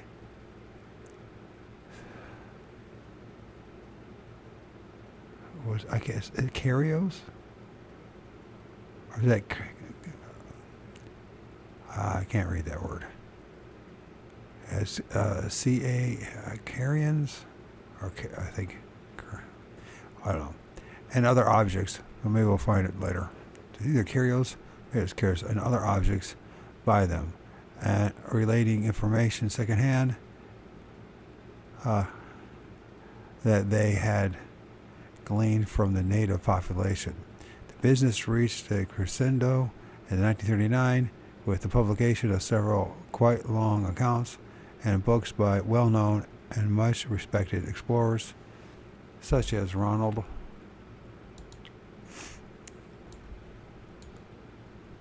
Colbeck.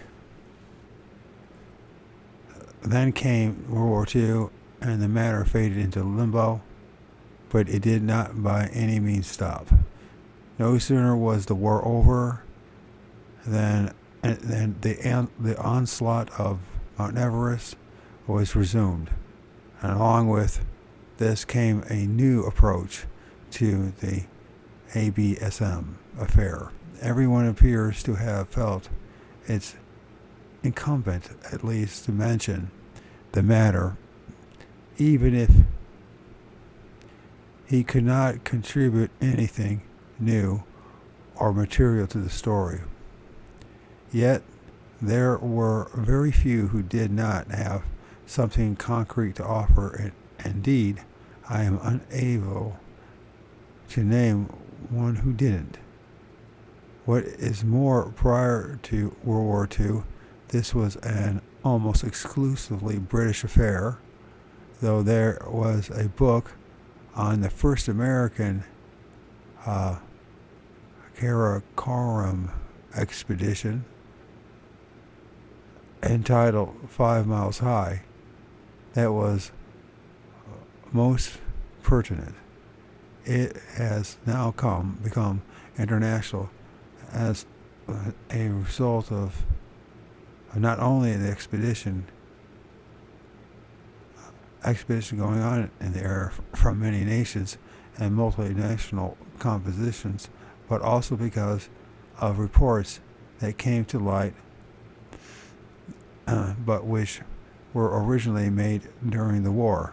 Also, for the first time, reports by what may be called native frontierers began to appear. The whole subject of natives, in quotes, is a sorry one, and it's rather muddling to Americans because to them it has several meanings, none of which is exactly synonymous with the terms as developed and understood among the British. It was the Declaration of Independence by the number of Asiatic nations that brought confusion, and that while these peoples were manifestly native to their own countries, they suddenly became no longer natives in quotes, in the precise British sense, and so that what they said had to be accepted and assessed in an entirely new light, whereas while anything stated by such people prior to the war could have passed off as a mere native tale, or a story by some benign native, it had now to be treated with respect.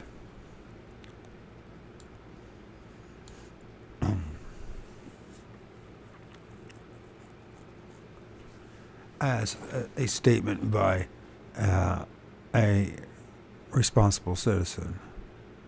What is more, an Indian traveling through Nepal to Tibet also became just as much a foreigner as any Britisher, and in some cases actually more so, because there were places where more Britishers had been living longer than any Indians. This proved extremely awkward to the British at first, and it took about a decade even for their phlegmatic genius.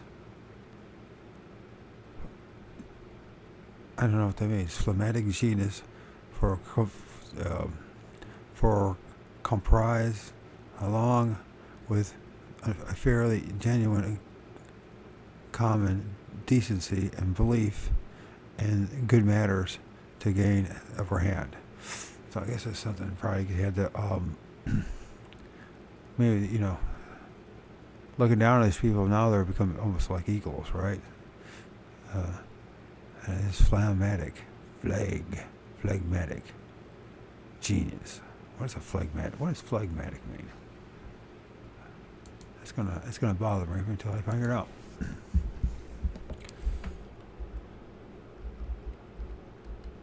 Flag. Very medic.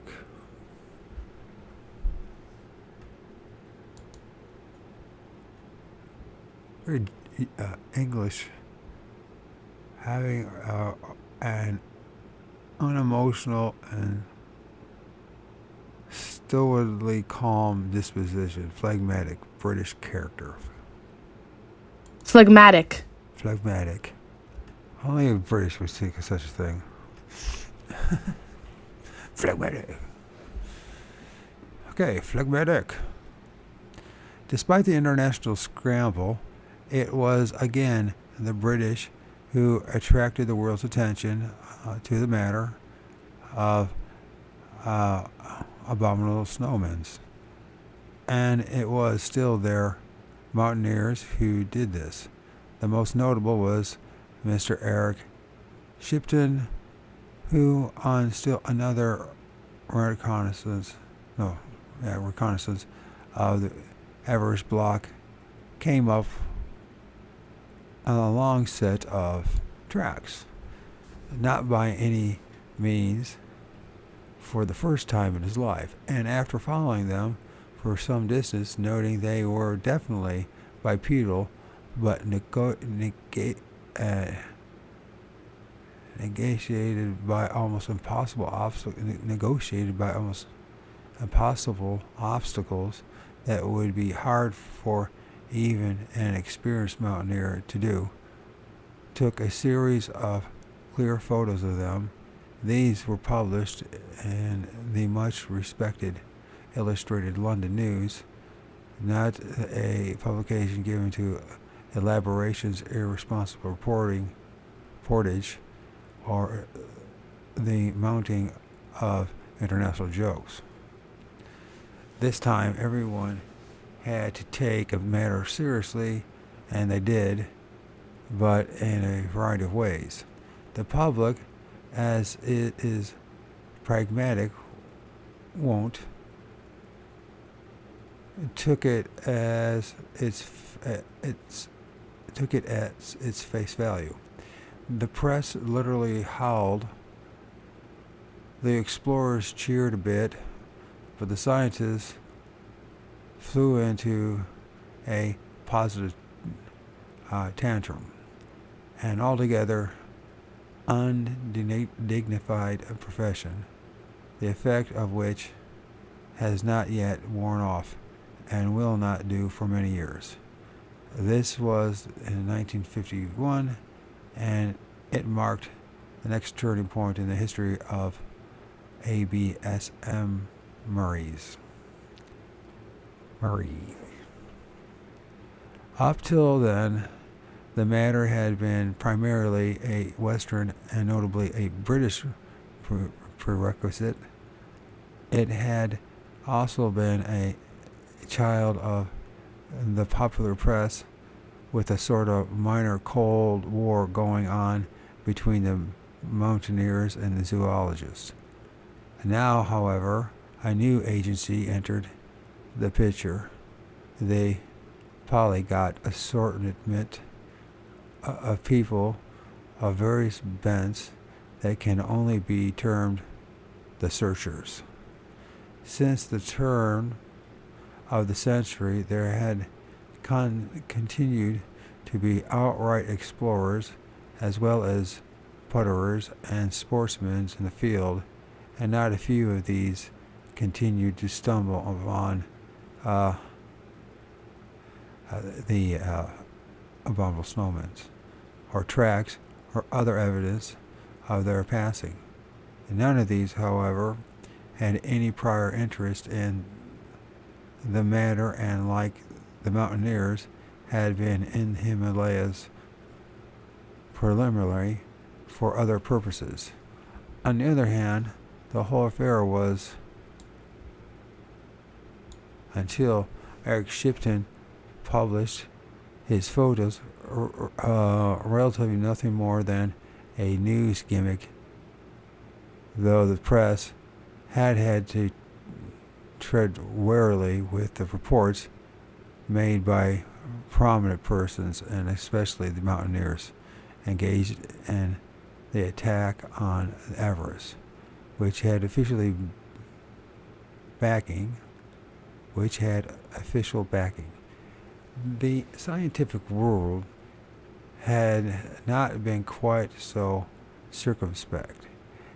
At the outset, it denounced the whole thing as first a fraud, and then a case of mistaken identity, and it stuck with that story, and it still, in large part, sticks to it today, even to the extent of deliberately ridiculing such men as Shipton and Kolbach.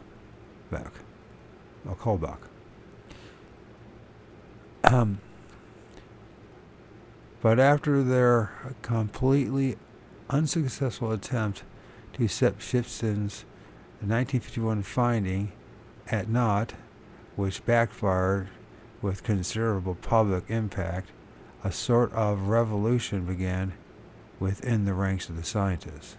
Some top-notch scientists, not just technicians, and self-appointed experts who happened to be employed by scientific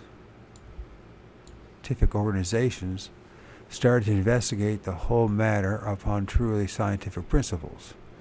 What is more, these scientists were primarily anthropologists as opposed to zoologists, and this was of an utmost significance, for the latter had permanently closed the door on the whole question, and when they could not prove that it was a hoax, stated flatly that all ABSM tracks were made either by bears or monkeys.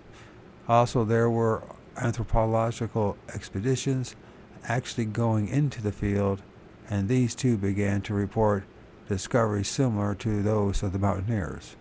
Notably among the field workers were Dr. Weiss Dunant, because it's Weiss Dunant.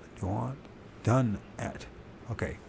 Dr. Weiss Dunant of a Swiss expedition, Professor von Forer Hamdendorf of the School of Oriental and African Studies, and in particular Professor Rene von Nebesky Wojkowski. Wojkowswit.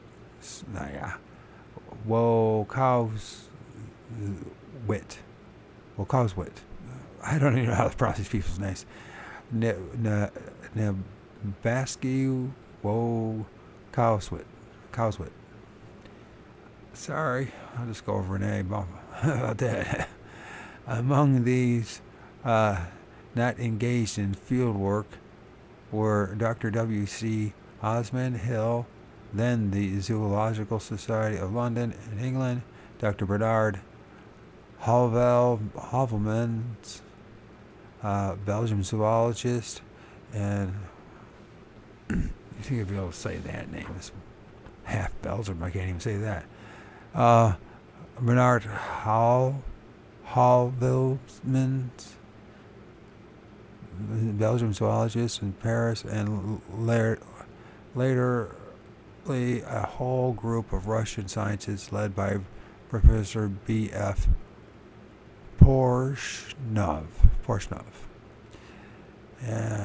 It was the press, however, that was in the end first in the field with an expedition aimed primarily at the ABSMs. This was organized. I don't know why it's easier just to say Abominable Snowman. I don't know. I'm just going to say Abominable Snowman.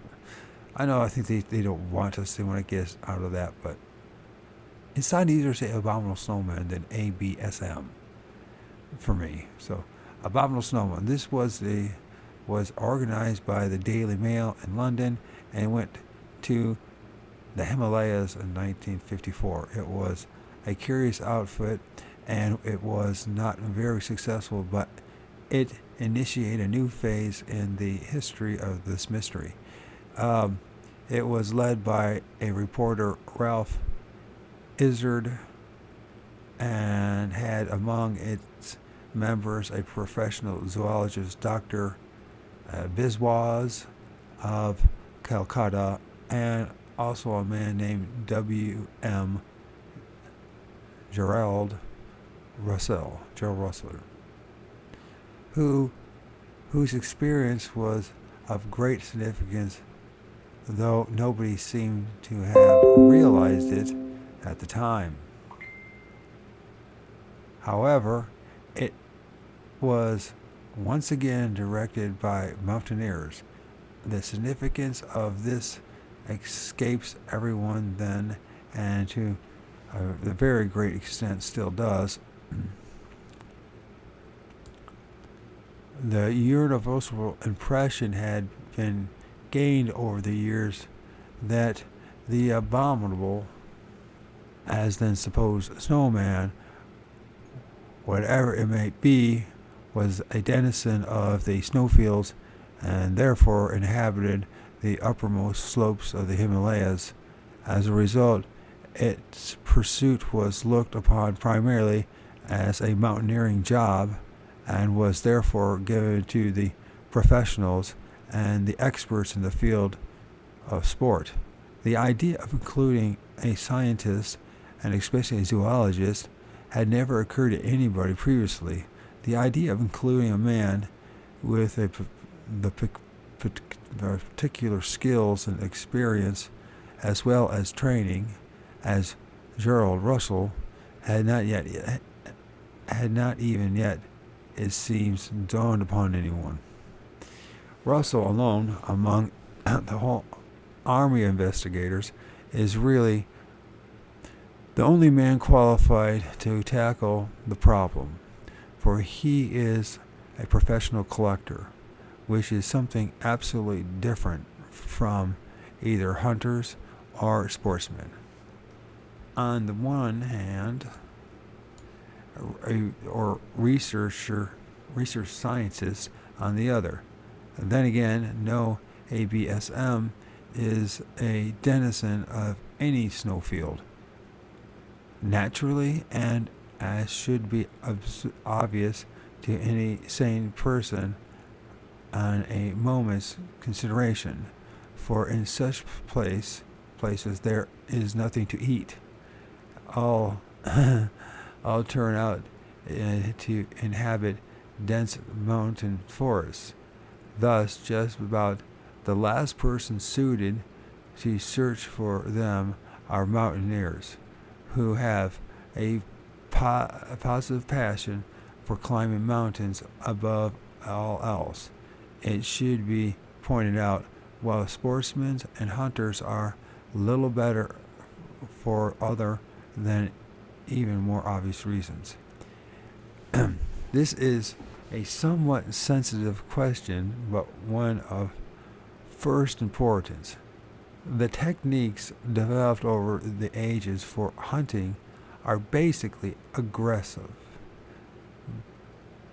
Be any they noisy as in beating or silence as in stalking. Further, the dog, which is not only a domestic but an actual and artificial animal, has been extensively used in hunting, and these methods obtain the quickest results and the largest amount of what is specifically desired. Collecting, on the other hand, should best be almost entirely passive. Silence is one of the features and certain of its aspects, but almost as much noise is permissible as in hunting in certain circumstances. To obtain animals not normally hunted, the less ground covered, the better, but the longer the collector must sit and wait for the animals to become used to his presence, the noises he makes, and the effluvias. What the hell is that? Effluvia? And the effluvia. What is effluvia? I have an idea, but I never heard it that way.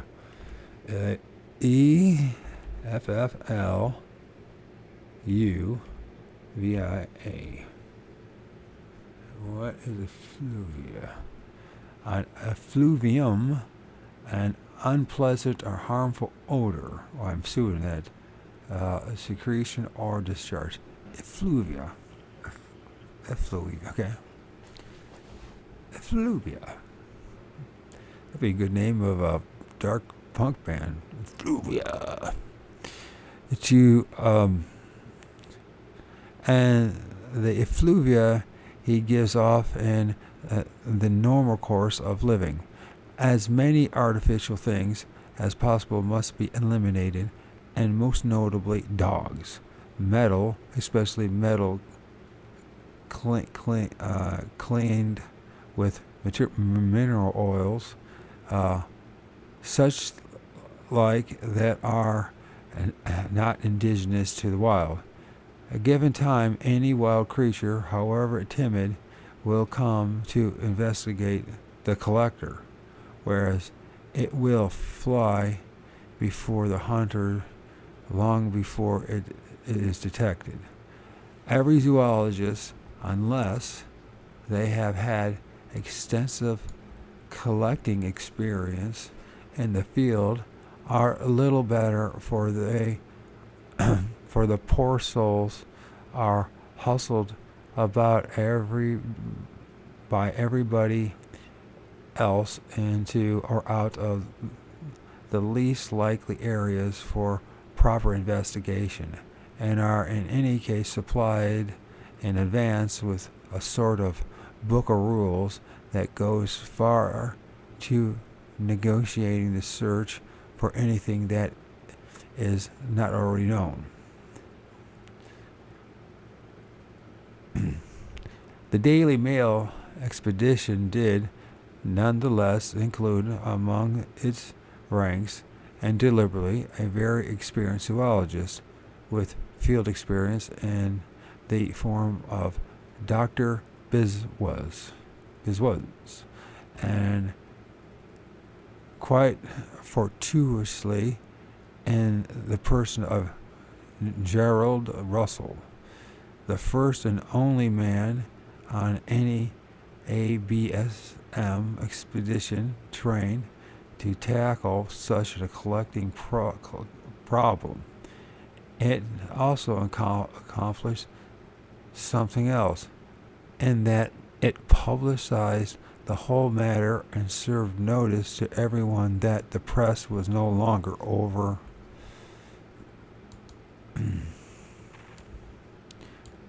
awed by what they had termed scientific opinion, but from them on took the affair for granted as having graduated from the category of the silly sense filler.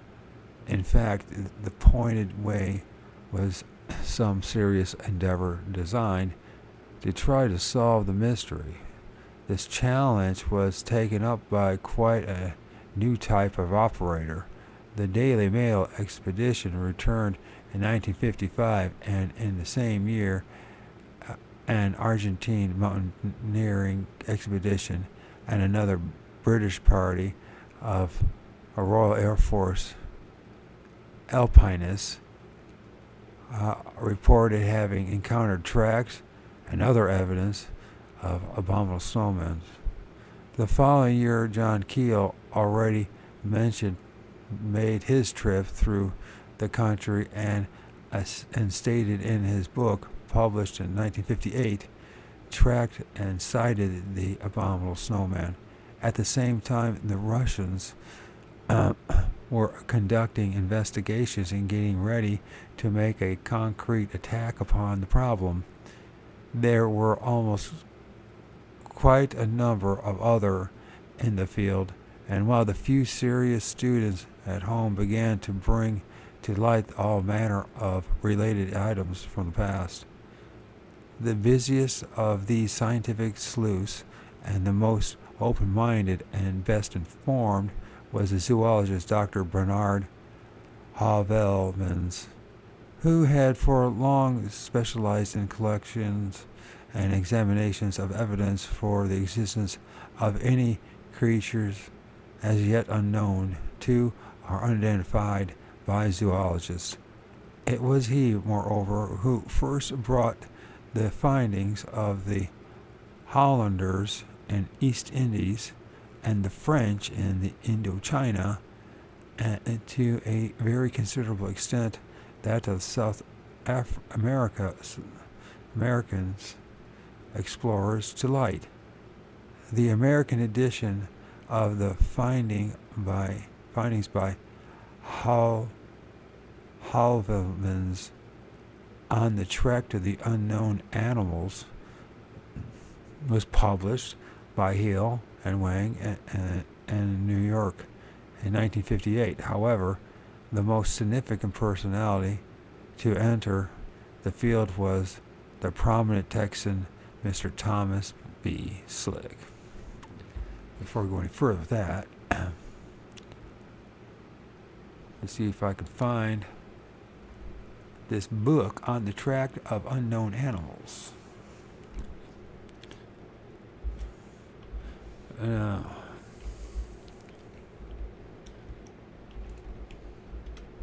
On the Track of Unknown.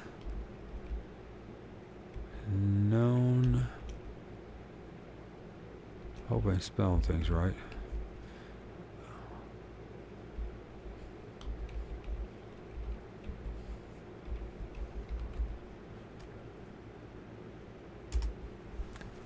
I don't know about you, I type and I don't look at the keyboards. I just feel it. And there it is, they got it. I know these are old books, and A lot of people say that it's not worth a damn, but it is worth a damn. I'm discovered. Just about in any field of study, you have to go back in the past for something that's happened to us in this past generation or two. So,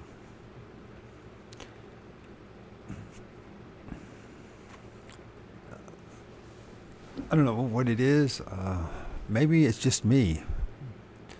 Maybe I'm just not around the right people. Which is, well, I'm definitely not around anybody. So, Tom Slick, as he was known to everybody and all over the world, was a most remarkable man. To Americans, he was probably the best known because of the airline that carries his name, which it itself is a natural advertisement which is amusing connotations in the English language. Then, in the world of commerce, he was widely known for his position in the mysterious world of oil and the very down-to-earth world of beef. But his international reputation is based on his extraordinary effort in the cause of world peace. Tom Slick did many other things and was not only a patron of, but a driving force in many purely scientific endeavors. He established the second largest private endowment research unit in the world in the form of the Southwest Research. It says here Mr. Slick was killed in an airplane crash in Montana in 1962. That sucks. So the Southwest Research Institute near his home town in San Antonio, and adjacent to this another large organization for educational promotion. I am often asked to describe this man, and my response is invariably the same, namely to say simply that for all his activities and the vastness of his outlook and the efforts, he is less like to the popular concepts of the Texan than anyone I have ever met. What? So his activities vastly outlooked and his efforts, he is less like the popular conception of a Texan, than anybody I've ever met. Tom Slick, it did anything, and very fortunately, he became intrigued with Tom Slick did things, and very fortunately, he became intrigued with the business of abominable snowmen.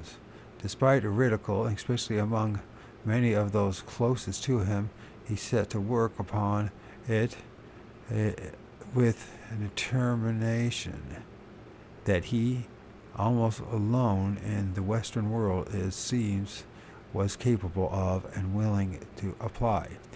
I speak of Tom Slick at length because it was he, and he almost alone, who by his quiet persuasion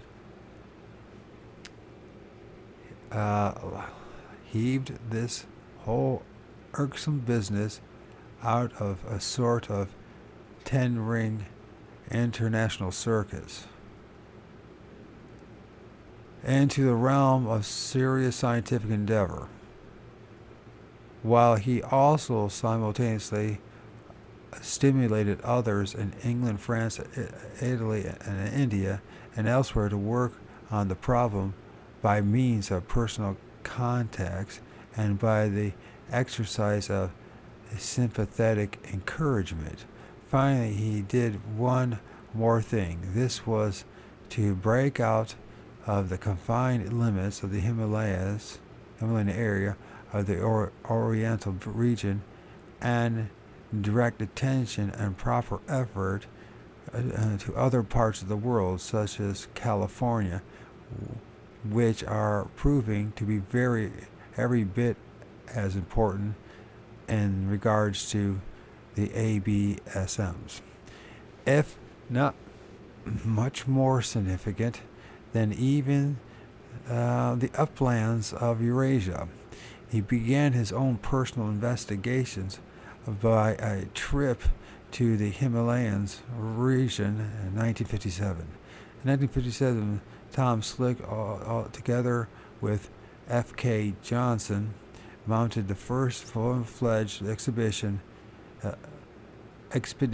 to the Himalayas for the specific and sole purpose of investigating ABSMs.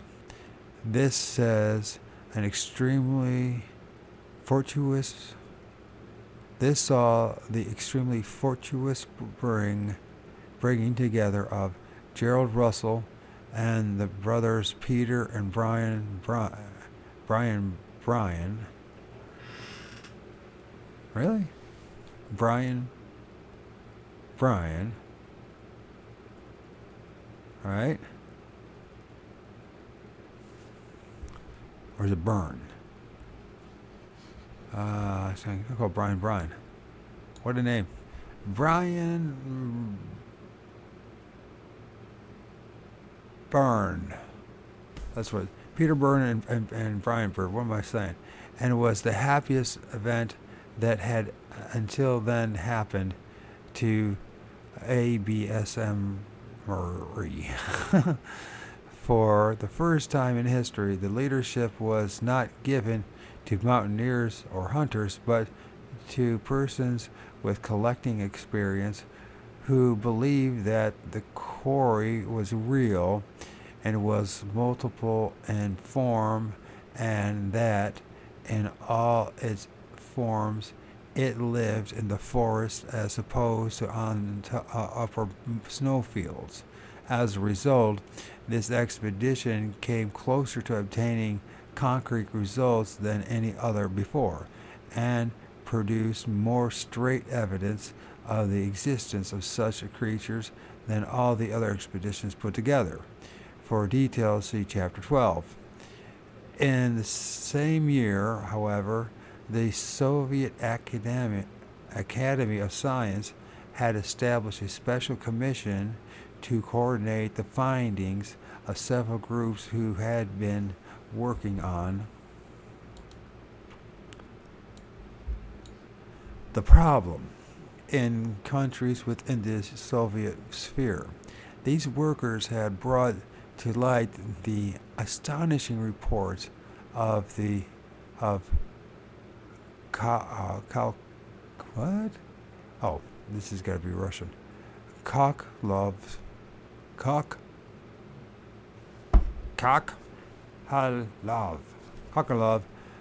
made in the Academy in 1914, but which had been shelved, and they had before them the current report of Dr.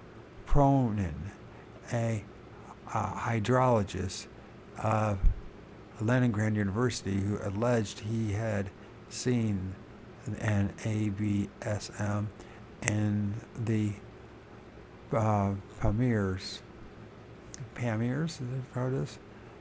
They had a wealth of material from the Mongolian Republic and a lot from China, and they had decided to mount proper scientific expeditions to investigate. These were for a number and were put into the field of in 1958, one to the Caucasus, where a creature named the Wild Man had been rumored for centuries, and one in the north face of the Everest block, one to the Mongolian region, and one to the Pamirs, which, for certain odd reasons, they considered to be the breeding grounds of the ABSMs. Meanwhile, they started the publication of their overall findings in the forms of booklets. See Chapter 13 and 14. And concurrently with this, a series of studies on fossil men, and particularly Neanderthalers, who also a wealth of previously published material, some historical and some current, appears in certain Russian magazines, notably and it's Tech, Nitka, Moledi, Zohai. Whatever, I don't know. It's a foreign language to me for sure. These Soviet activities shed an entirely new light on the whole business, and also put it on such an altogether higher plane that Western scientific circles were obligated to change their attitude towards the matter quite drastically. No longer could they simply avoid the issue by saying that it had been explained, or that its protagonists were merely a bunch of amateur enthusiasts pursuing a fantasy. At the same time, a certain nervous irritation was to be detected in the pronouncements, because the press just then began harping on the case of the fuck, you know what they're talking about. I can't say a damn word again.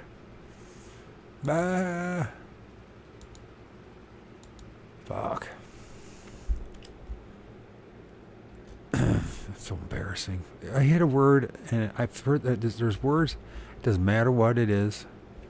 I could read it 100 times, and I come about to it again, and I can't. I can't say it, and I just can't say it. I can't even put the coelacanth.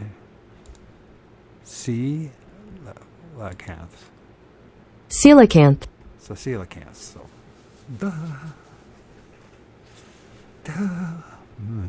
Of the coelacanth fish discovered off the southeast coast of South Africa.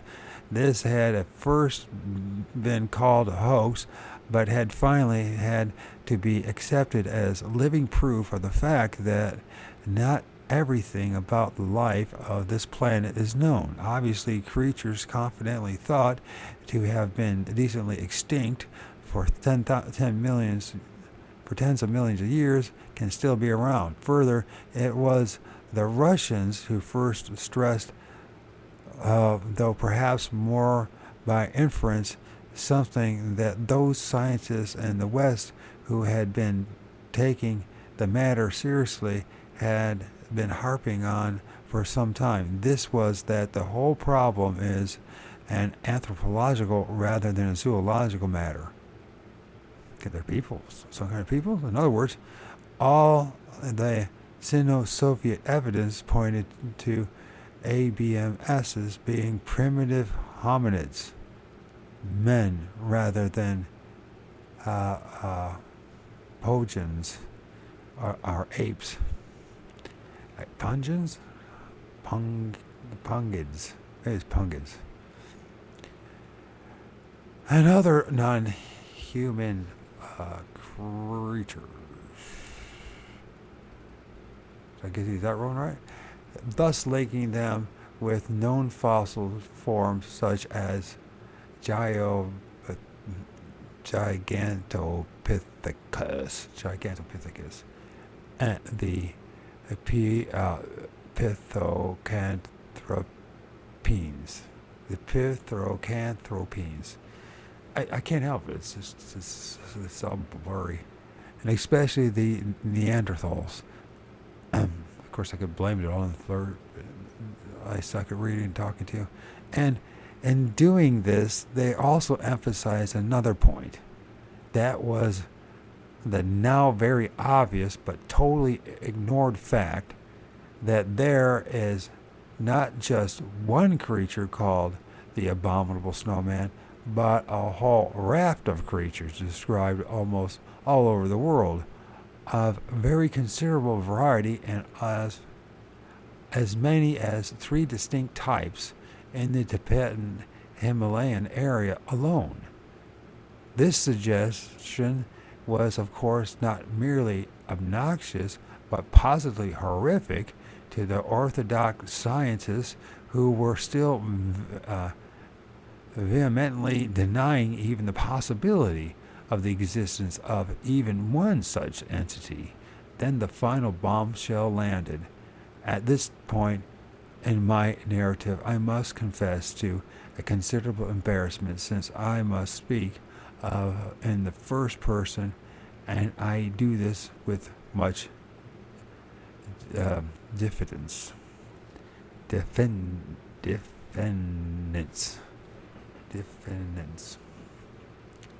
Diffidence. Okay. Struggle along. I got nothing else. Okay.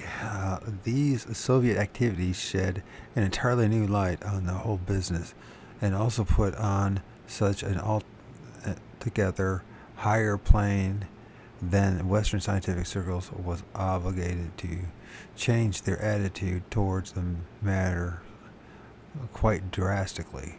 No longer could they simply avoid the issue by saying that it had been explained, or that its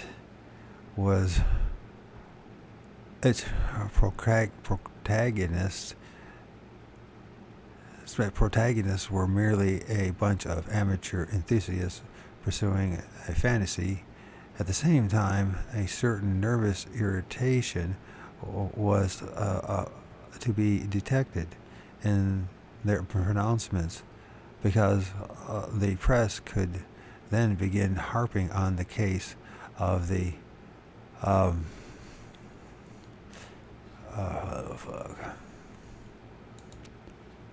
coelacanths.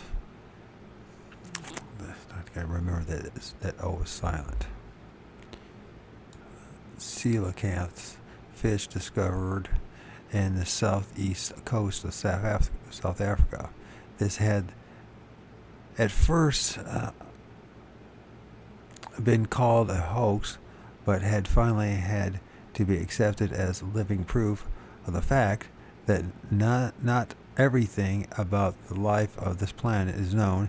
Obviously, creatures confidently thought of as being decently extinct for 10,000 years can still be around. Further, it is the Russians who first stressed, though perhaps more by inference, something that those scientists of the West who had been taking the matter seriously had been harping on for some time. This was that the whole problem of anthropological rather than zoological matter, in other words, the Sino-Soviet evidence pointed to it as being a primitive human. Okay, we read all that. That's right. Maybe it's a good idea to read again. The linking with known fossils forms such as Gigantopithecus and Pithecanthropins, especially the Neanderthals. And in doing this, they also emphasize another point that was now very obvious, but totally ignored the fact that there is not just, okay, we read all that. There's a bunch of them, okay. In 1958, I received, that's where it's supposed to be, okay. Sorry about that. In 1958, I received a number of reports of an ABSM in California. At first, this sounded quite balmy even to us, and we are used to the most outrageous things, and got itself filed among what we called Forteana, like Charles Fort, Forteana, which is to say those damnable and unacceptable items of the categories collected by the late Charles Fort. However, it so happened that I was privileged to spend a year 1959, touring the North American continent, gathering material for a book on its geology, topography, vegetational cover, and wildlife. Before leaving, I had a research specialist, Stanley I. Rove, with whom I had long been associated, prepare for me from his files, from ours, and from other sources, the details of any and all oddities and enigmas reported from this continent by state and providence. These I investigated as a news reporter as I went along. And when I came to Northern California, I fell into the most extraordinary state of affairs that I have ever encountered in my life. This was no idle rumor, but a full-fledged mystery and a straight-up, down-the-line, hard-boiled news story. This I tell in detail in Chapter 6. So suffice it to say here that I found 3 clear and most convincing evidence of the existence of the form of an ABSM of the most outstanding qualities, but worst was to follow, for prompted by this astonishing discovery, I went aside the British Columbia to investigate their long-renowned Sasquatch, only to find that it was just as definite and apparently identical to these OMAs, or Bigfoot, of California. Subsequent research has, and what is more, brought to light the mass of other reports of similar things from Quebec and the Canadian Northern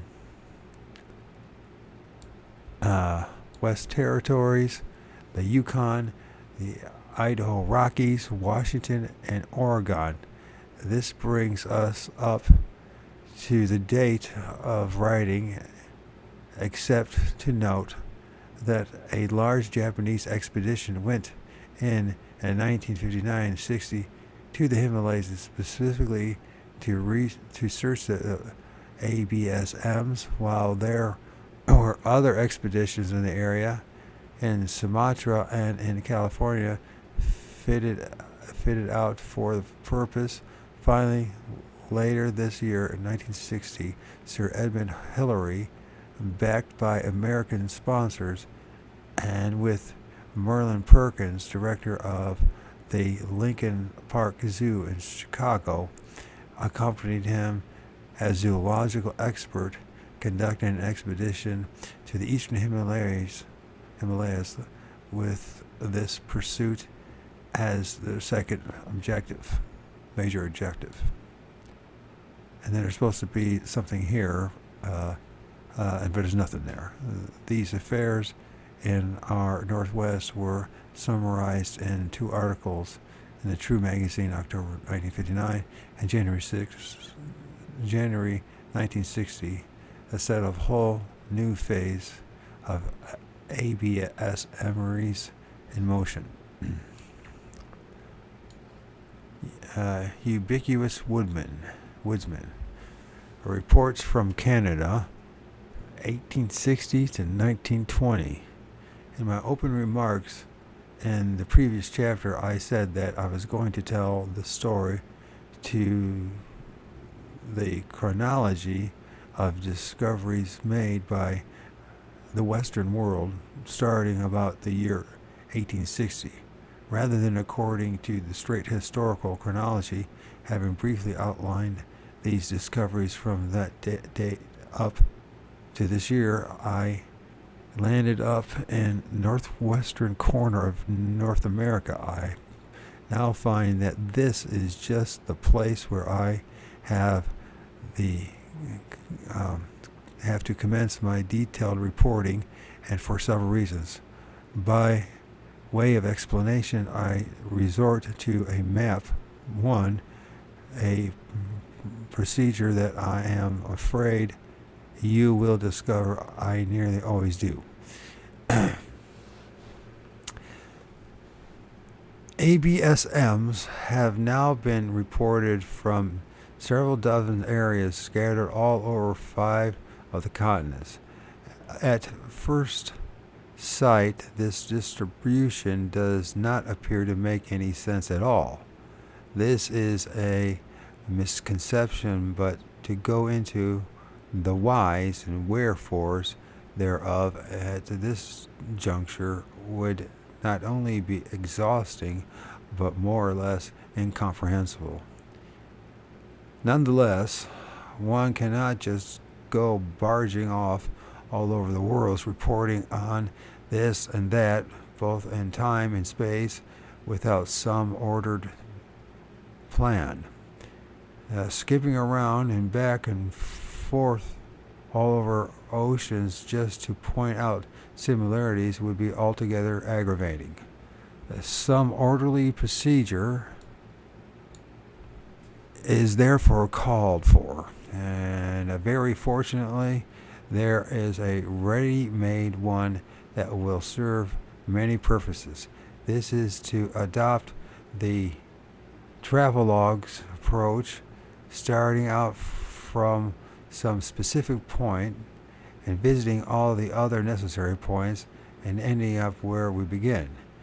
Doing this in the pursuit of the ABSMs just happens to be most convenient, and for a number of reasons, if we take Northwestern America as our starting point, we will be able to dispense with a great deal of verbal garbage and duplication. I therefore propose to take you on a journey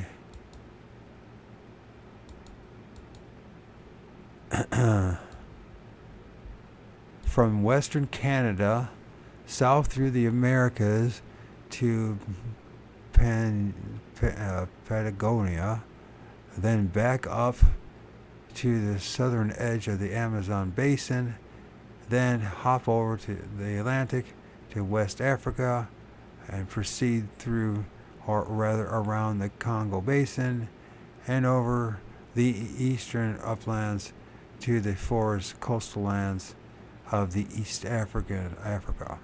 From there we will jump over the Indian Ocean to the island of Sumatra, proceed from there up to Malay Peninsula, to the main body of the Great Indochina Peninsula, then turn straight left in Assam, or is it spelled right, or is it Asian? Left in, it's ASSAM, is that what it is? Assam, but I don't think that's proper. I don't think it's, anyways. And travel along the Himalayas to the vast Pamirs, I'm going to call them Pamirs, and on southwest through Persia to the Caucasus.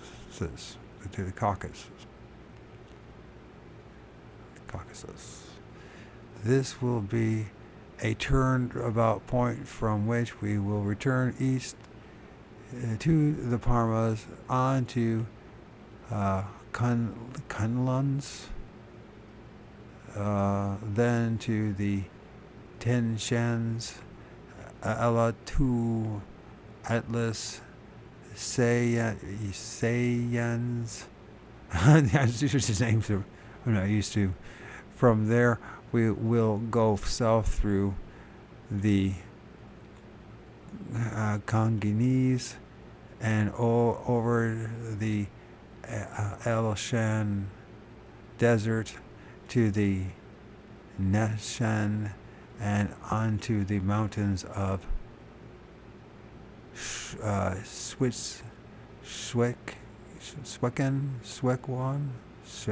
Szechuan.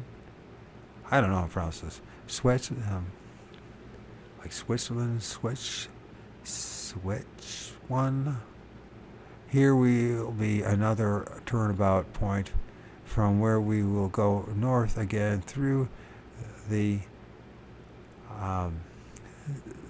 tinslings or the orders of Kingens. I don't even know where these places are. In the last lap of our way home, we will be following a lot more than ABSMs, and in following these, we will cross over the Bering Strait to and through Alaska and the Yukon back to our starting point in British Columbia, and specifically a small place named Yale on the middle of the Fraser River. It was near this place that something frightfully important happened in the year 1884. On the morning of July 3rd, as a matter of fact, the gorge of the Fraser narrowing along this stretch so that rock wall tower on either side. Today, 2 railroads and the main west to east Canadian highway squeezes through this point, and a little town of Yale clings to the banks of the river on one side. It is dotted about a narrow meadow on the other.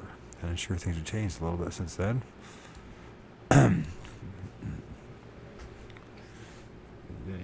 Imagine that, 130, how is it now? 130 years ago? 140 years? Things changed drastically. It's just me watching. For 6 years, the places that I've seen, Bigfoot structures and Bigfoot changed drastically, just in development and everything. Everything is overdeveloped. I wish I could live somewhere out in the country again. I don't like I like open spaces. Gosh darn it. I think we all do. We all like some green around us and trees. Thank goodness we still have our old trees here, but shit, it's like just development. It's just, I don't know where these people get their money. Honestly, we have a strange economic system. That's what I think. Anyways, where we go with all this? This place is very important. The gorge down to Yale, it clings to the banks. Since I beg to be regarded exclusively as a reporter for the duration of the forthcoming journey, the best thing for me to do is to quote the original report on what happened there on that day. This goes as follows, as taken from the Victoria newspaper, the Daily British Colonist. Yale, BC, July 3rd, 1884. In the immediate vicinity of number 4 tunnel, situated some 20 miles above the village, are bluffs of rock, which have hitherto been unsurmountable, but on Monday morning last were successfully sealed by Mr. Dunk's employees on a regular train from Lytton, assisted by Mr. Costerton, the British Columbia Express Company messenger, a number of gentlemen from Lytton and points east of that place, after considerable trouble and perilous climbing, captured a creature who may truly be called half man and half beast, Jacko, as the creature has been called by his captors. is something of a gorilla type, standing about 4 feet 7 inches in height and weigh about 127 pounds. He has long black, strong hair and resembles a human being with an exception. His entire body, excepting his hands or paws and feet, are covered in glossy hair about 1 inch long. His forearms is much longer than a man's forearms and possesses extraordinary strength, and he will take hold of a stick and break it by wrenching or twisting it, which no man living could break in the same way. Since his capture, he is very reticent, only occasionally uttering a noise which is half bark and half growl. He is, however, becoming daily more attached to his keeper, Mr. George Talbury, of this place, who proposes shortly starting for London, England, to exhibit him.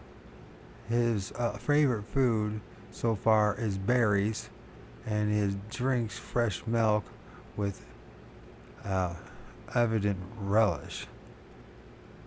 By advice of Dr. Hannington, raw meat has been withheld from Jacko, as the doctor thinks it would have a tendency of making him savage. The mode of capture was as follows. Ned Austin, the engineer, and on coming in sight of the bluff at the eastern end of number 4 tunnel, saw what he supposed to be a man lying asleep at close proximity to the tracks, and as quick as thought blew the signal to apply the brakes. The brakes were instantly applied, and in a few seconds the train was brought to a standstill. At this moment the supposed man sprang up, and uttering a sharp, quick bark, began to climb the steep bluff. The conductor, R.J. Craig, express messenger Costerton, followed by a baggage man and brakeman, jumped from the train, knowing they were some 20 minutes ahead of time, and immediately gave chase. After 5 minutes of perilous climbing, and then supposed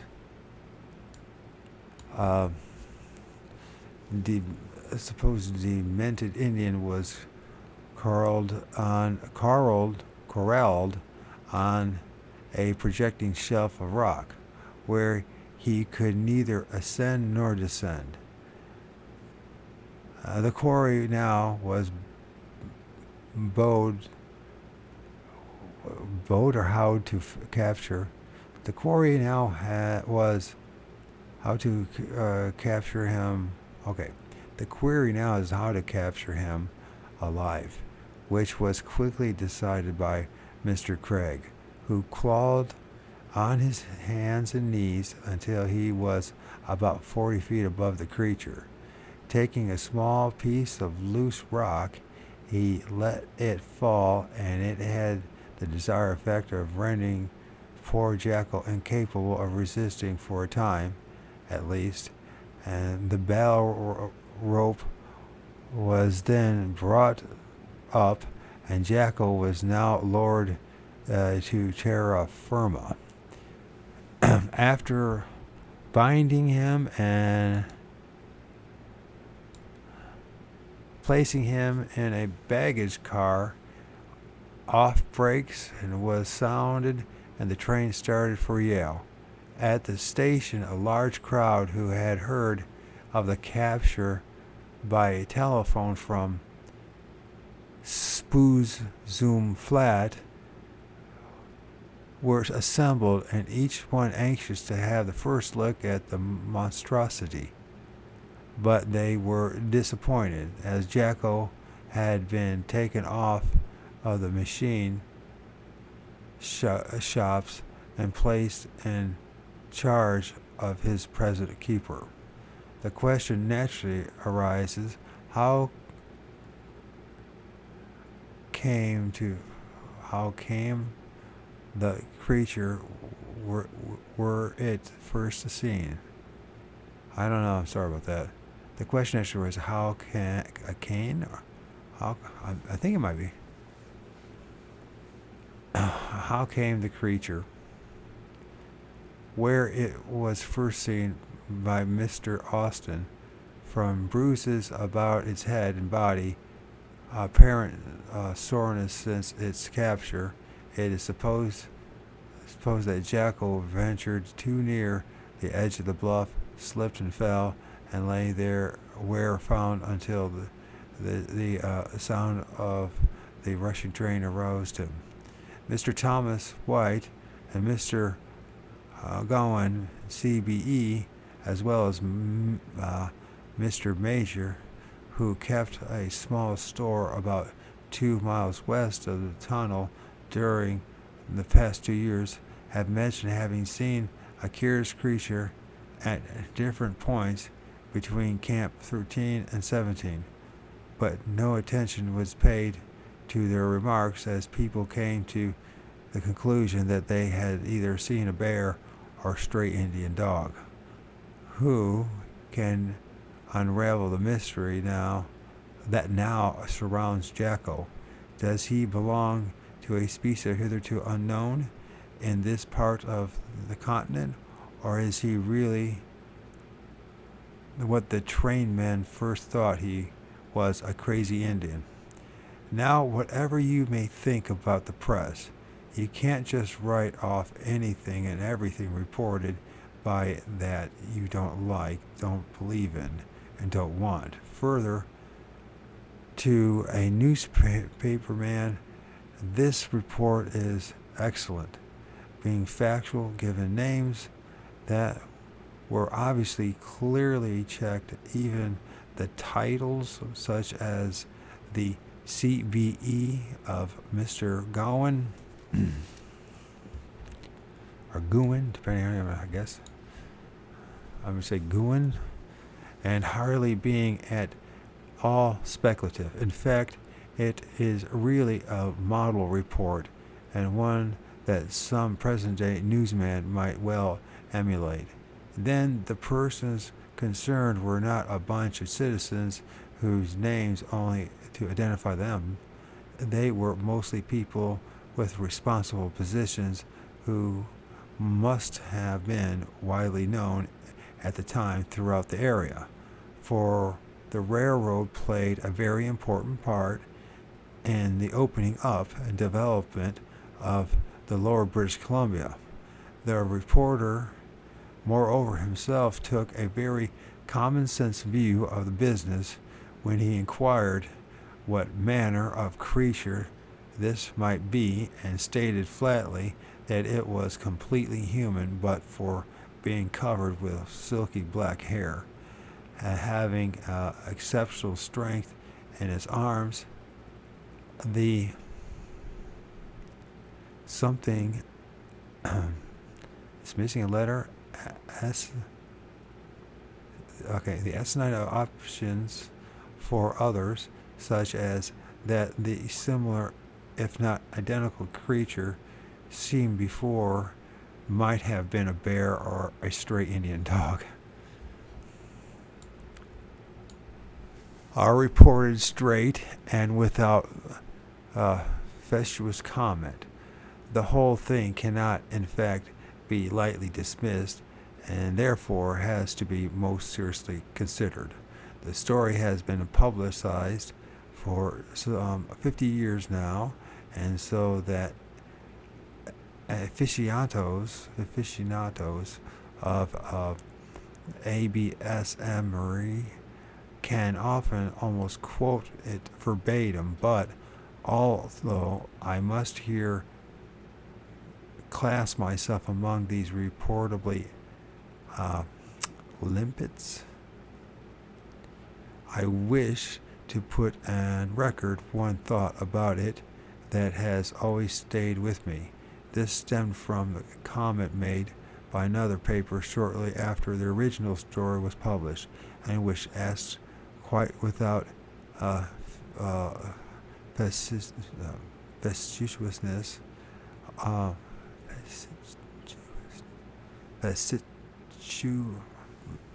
gonna have to learn how to make sure I'm pronouncing that right. Like,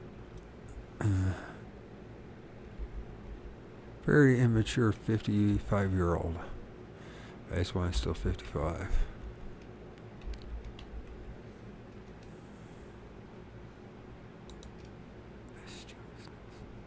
Fastuousness.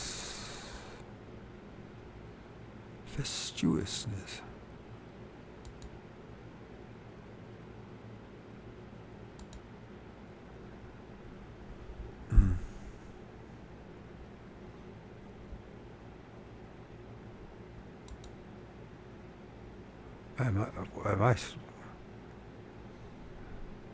computer's slowing down.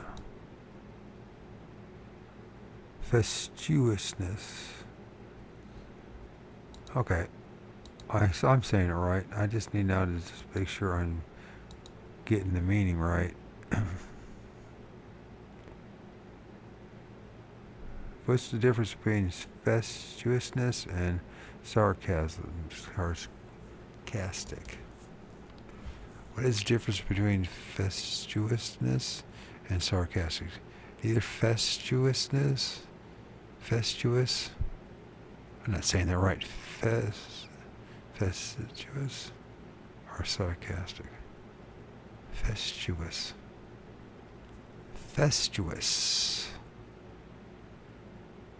Comments are meant literally, but an aim of facetiousness is humor. Neither facetious nor sarcastic comments are meant literally, but are aimed for facetiousness and humor. Sarcasm involves cutting or sneering remarks that have mocking or contemptuous undertones. In short,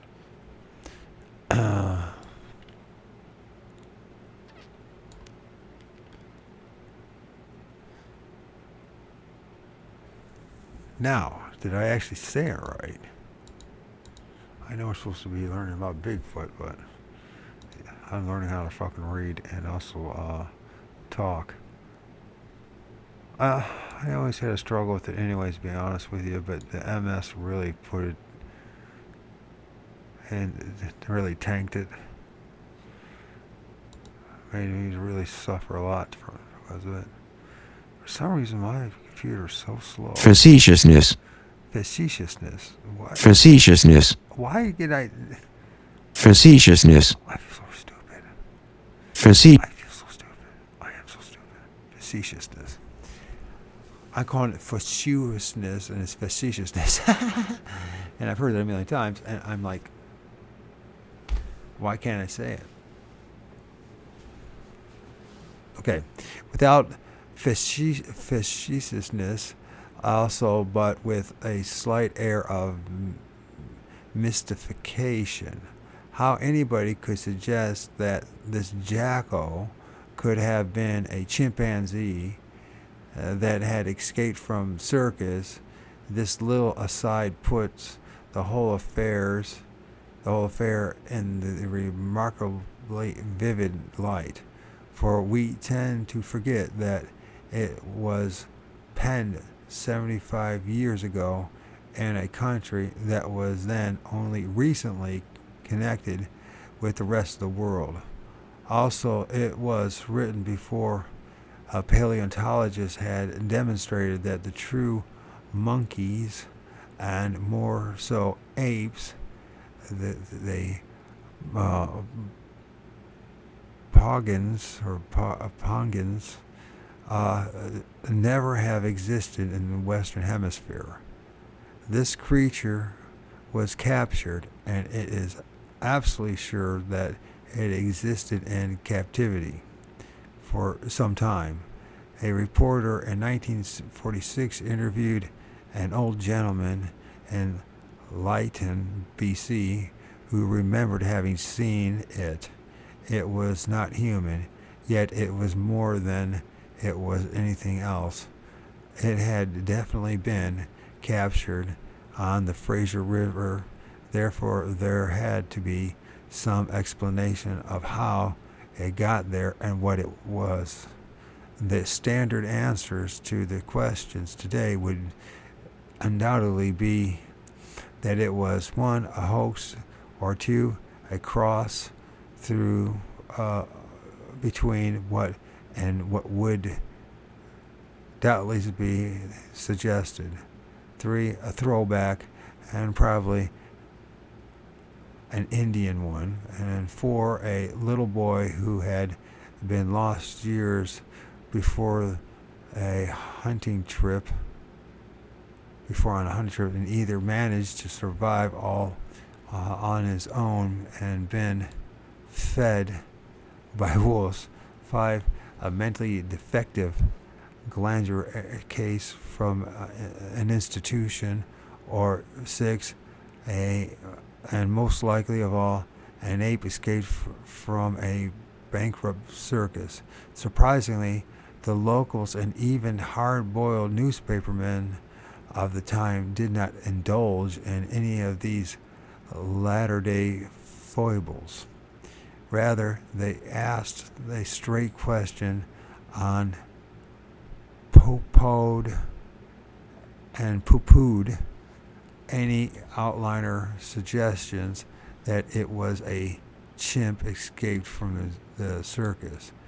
They even inquired as to whether it might be a very primitive form of human and an as yet unidentified species of great ape, in either case indigenous to the area. I may be properly accused of harping on this case, but I think that of almost all ABSM reports, it is perhaps the most cogent. It took place just within the age of reason.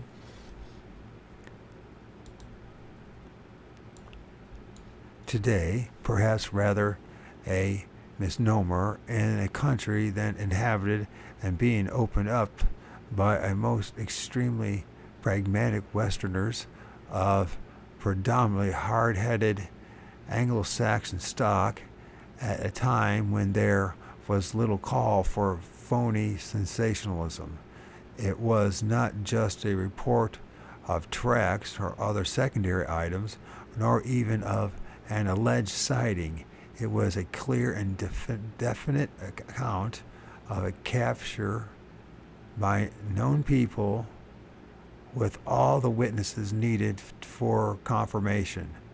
Quite apart from anything else, it alone sets a not the constant refrain, well, we haven't ever caught one. Well, there we did. We did caught one. We caught one in 18 what? Just get that date, if I can even remember it. Go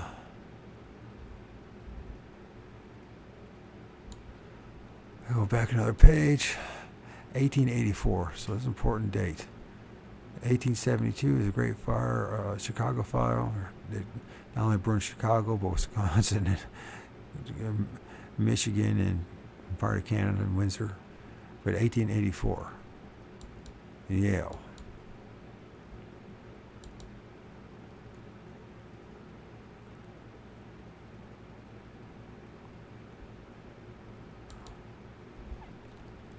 Now, if you just remember where I was at. So, there we go. So there was one. It's caught in 1884.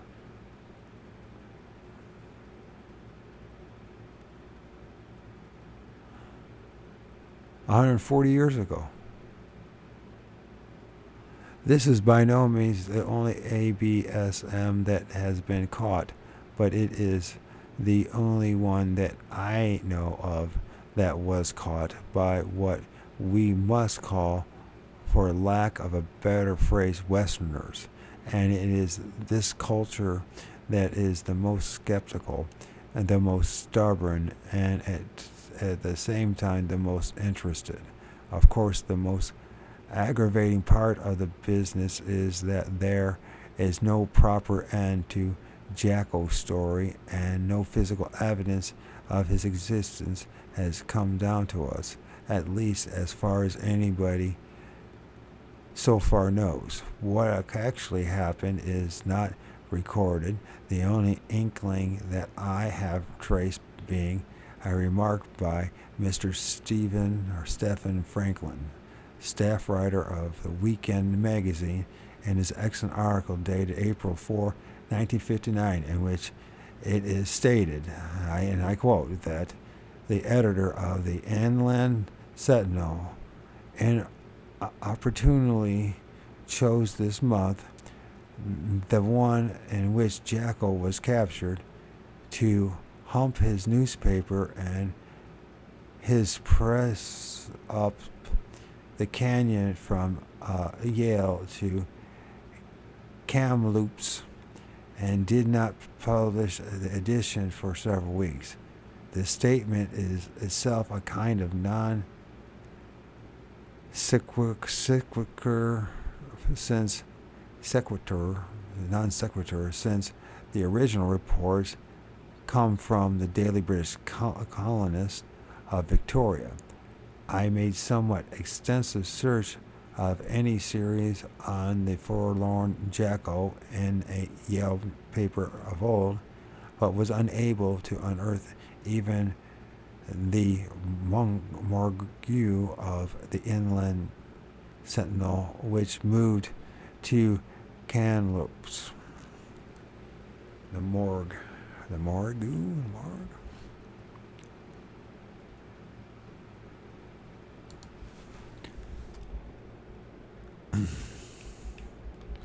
Yeah, I guess I'm learning how to read.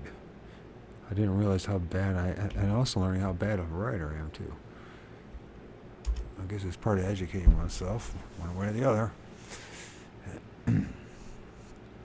The morgue. Morgue?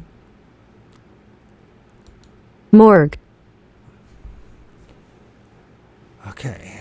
And even the morgue of the Inland Sentinel, which moved to Kamloops, Jacko is said to tell, just drop out of the news without apparently further comment.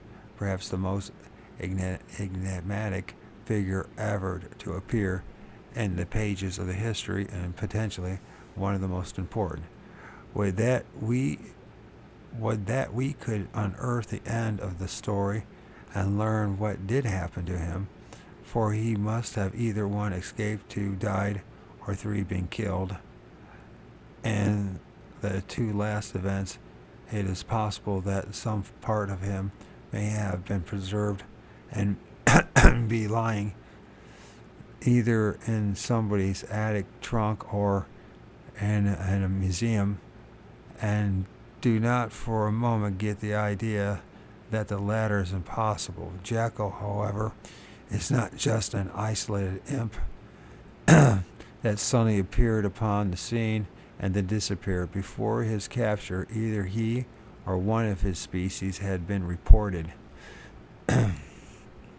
from the same area by Mr. Alexander Caulfield Anderson, a well-known explorer and an executive of the Hudson Bay Company, who was doing a survey of the newly opened territory and seeking a feasible trade route through it for his company.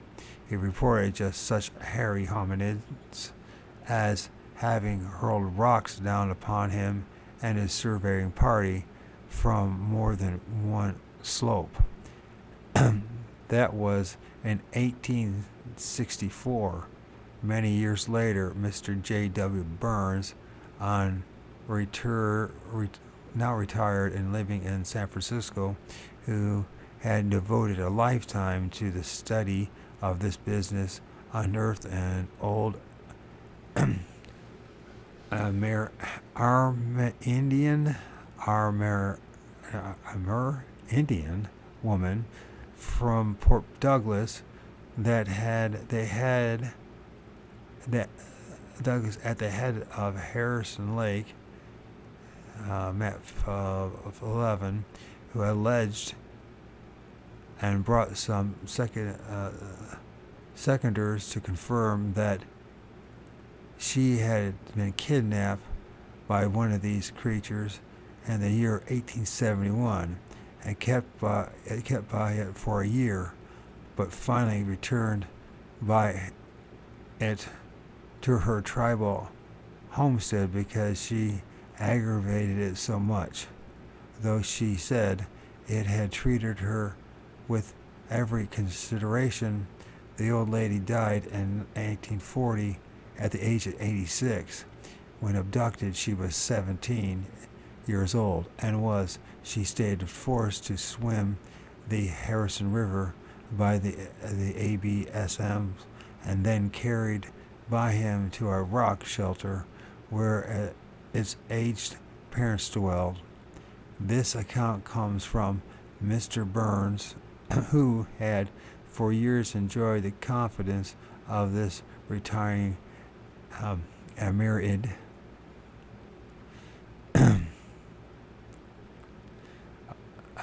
It has been embellished in various ways by others to the effects that the girl had rosin plastered over her eyes by the creature. Rosin plastered over her eyes, and that she became pregnant by it, and that she suddenly gave birth to a half-breed that either was stillborn or died shortly after birth, or is still hidden by her people from the eyes of white men. She never said any of these things to Mr. Burns, but adhered to her straightforward story till her death. Nor is this woman's story unique. Sounds pretty unique to me. All of the Amerindians, I never heard of that one, you? So the Amerindians, like American Indians, so they call them Amerindians of the southern British Columbia, Washington State, Oregon, parts of Idaho, and the Yurok and the Hoopas of Northern California not only have similar tales to tell, but history of these creatures so complete and extensive that it would take a volume to tell them. So why doesn't you do that? Why does anybody do that? I want to hear that. The poor Amerindians have always been and still are regarded by Americans and Canadians as natives, which indeed they are, but in a same light as the British used to regard the inhabitants of all countries other than their own, are at least beyond the confines of Western Europe. The stories told by and the traditions of Amerindians are not therefore regarded as much worth or reliability. Nonetheless, despite the fact that these people did not previously write or have even today little if any contact among themselves over any distance, their reports upon these local ABSMs are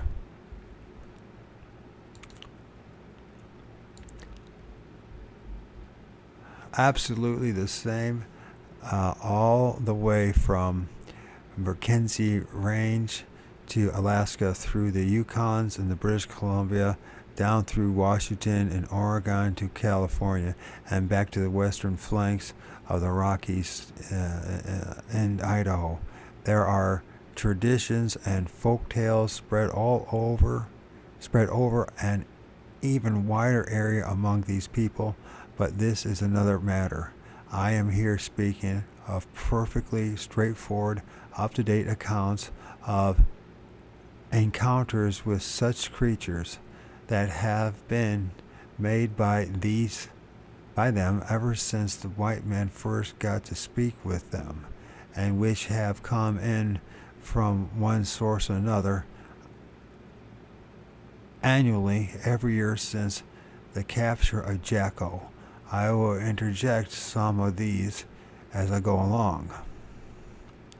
Before doing so, however, I am put on record that I do not share the old British or what seems to be current American opinion of natives, and never have. Furthermore, as a working reporter, having now been privileged to travel extensively throughout just the 5 continents with which we are concerned in this history, I would state that I find the so-called natives, in some respects, on the whole, more reliable than the foreigners, and the white foreigners are in particular. First, they seem to me to know their country better. Secondly, those of them that are country folk are almost invariably consummate naturalists and know their local fauna inside and out, and much better than we do. And third, if they like you and feel that you are not going to laugh at everything they say, they are very pragmatic and are willing to tell you straight what is what in their opinion. Fourth, provided one appreciates their very basic fact that is fact to many non-Europeans, there is a non-material world that is just as real as the material one, and one can readily distinguish between stories of one and the other, and may even, without giving offense, ask the teller to which category any story belongs.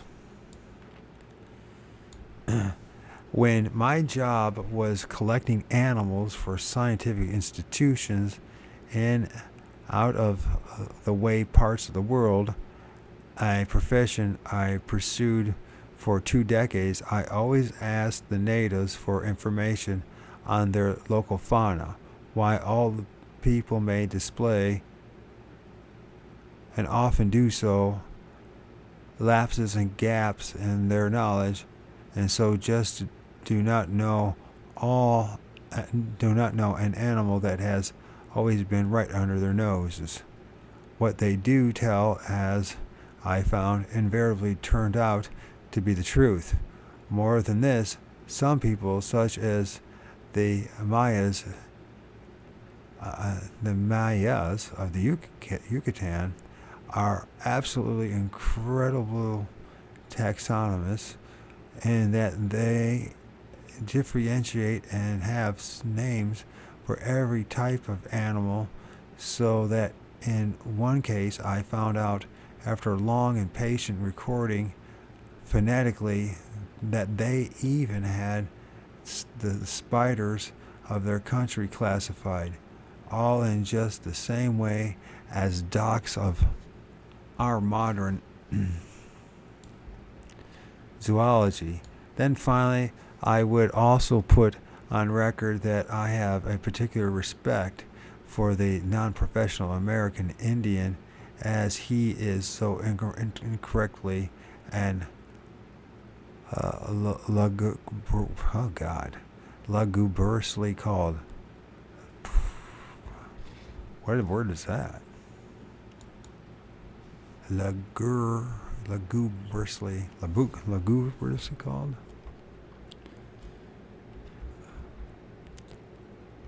This guy likes his words. But then again, he did say he was a reporter as well. Or playing the role of reporter, and he's got a scientific mind. Lugubriously. How to pronounce?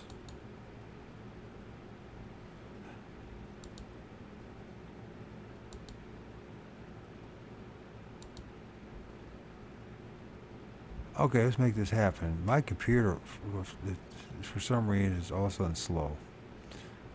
Maybe I got too much open.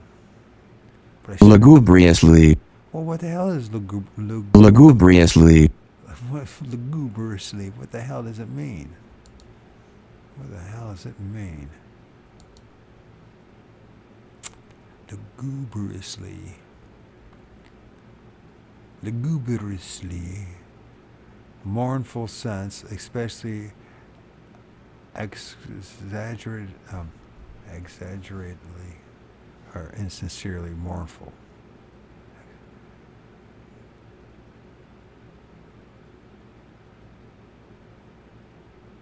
Exaggeratedly or insincerely mournful. Lugubriously. Who the hell ever uses that word? Lugubriously.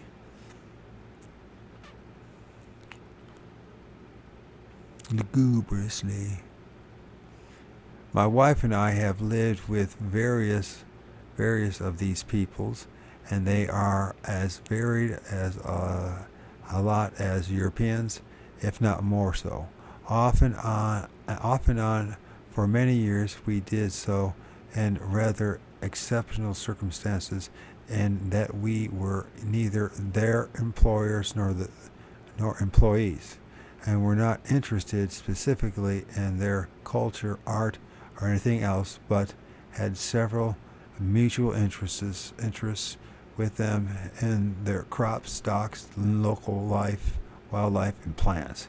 My wife has an exceptional knack of learning languages by ear and under appropriate circumstances, and in local customs she can look like almost any race on earth, while I, as a doctor or a medicine man, was on the other hand unobtrusive and inoffensive to them, while on the other hand, having a wife with me, I could browse around in the obscure corners of life without giving concern to the elders or alarm to my male contemporaries.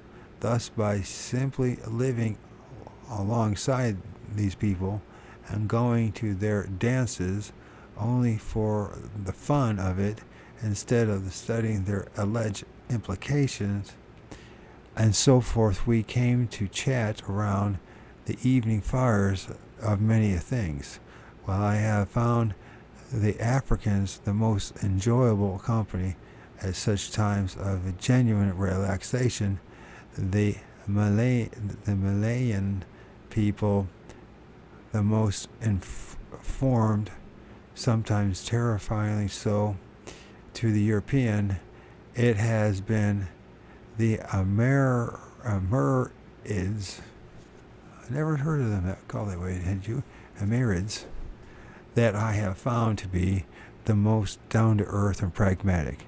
Many of these people, and they are the first to admit it, roar with laughter at the fact, and will not be offended by a sincere friend saying so, love to drink alcohol and sometimes indulge in stimulants that we class as narcotics, and when they do so, they can very rarely become uproarious in all manners of ways.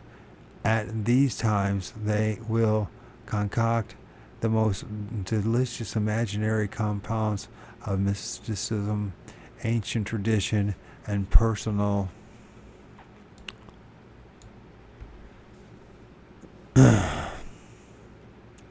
whim, and will there may be all manner of historical gems to be gleaned from such outpourings. None of it should be taken as exact science. When, however, they are stone cold sober in the strictest sense of that loose term, they can give out information of a caliber that would do justice at to a Yale professor. Don't ever underestimate the Amerindians or his knowledge. I shall not forget to remark. I will not forget a remark made to a partner of mine who has also lived with these people and likes them very much so that they seem like him. He was making exhaustive inquiries into this very matter of ABSMs when an old gentleman, a doyen of his tribal unit and a pillar of the local church, suddenly burst out with, "Oh, don't tell me the white man have finally got around to that." Let us nonetheless ignore the Amirids for the moment and concentrate on the unfolding of ABS Emery. I don't like the way that sounds. It's just, the ABS Emery in and about British Columbia, as reported by white men or allegedly witnessed by them. This history is now just about 100 years old, starting with Mr. Anderson of the Hudson Bay Company.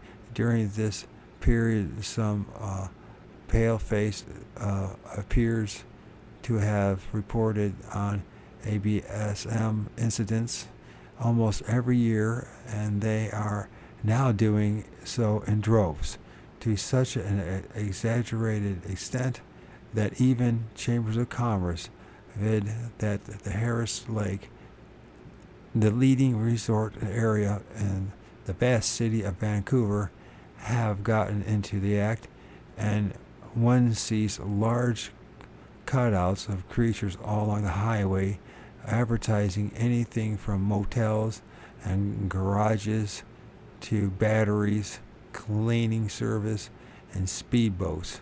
Most notable contribution to this tradition has been made in the years 1901, 1904, 1901, 1904, 1907, 1909, 1910, 1912, 1915, 1924, 1936, 1939, 1941, 1948, 1954, 1955, 1956, and 1959. And all but 2 of those were sightings. The rather personal encounters, but usually confirmed by more than one witness, and not just dreary footprints found in the snow or mud, hacks or hanks of hair, overturned barrels, and piles of excrement. This is really a pretty astonishing picture, and makes the firms even in Nepal look somewhat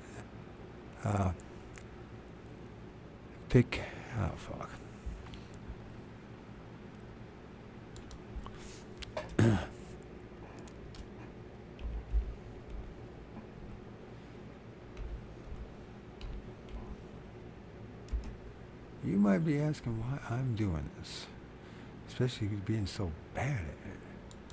But I'll tell you, it's because that's why I'm doing it, because I'm so bad at it. And I got to force myself to talk. Because of the MS, I got to force myself to do this. And if it's just talking to myself, and if I can just talk out loud, I might as well record it, regardless of what people think of me. Picayune, adjective, a little value, paltry or petty, small-minded. Picayune. How do you pronounce Picayune? Make sure I'm pronouncing it right. Picayune. Picayune. The New Orleans Picayune reported there was a coolness. Picayune. And it had an image of Picayune reported a Freemason. Longstreet and Kellogg, couple reasons, and Longstreet's got his hand tucked into his coat. You know what I mean? That hidden hand bullshit. Picayune. All right. Wouldn't expect that. Who would expect that? Picayune.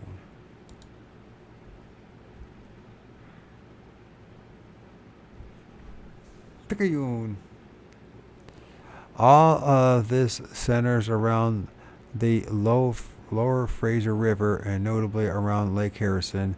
Therefore, I resort as usual to map 11 in order to cut down verbiage.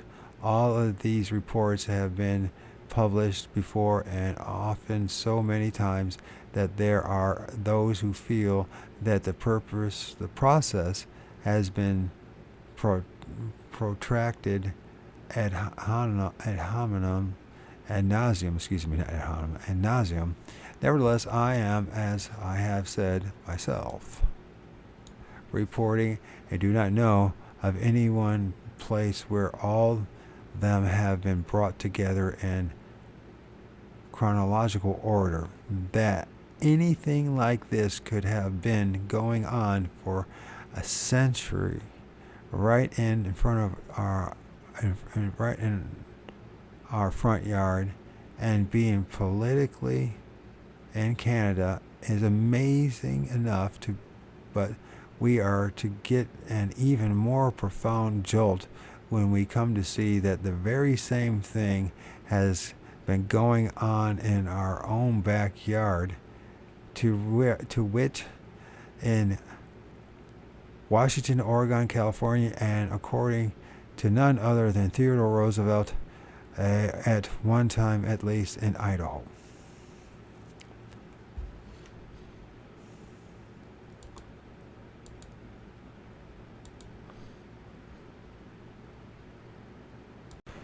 The opening gambit was a sworn statement made by a highly respected lumberman who had also been most successful as a timber cruiser and prospector named Mike King. This gentleman had to penetrate an isolated area of the north of Vancouver Island in 1901, and alone because his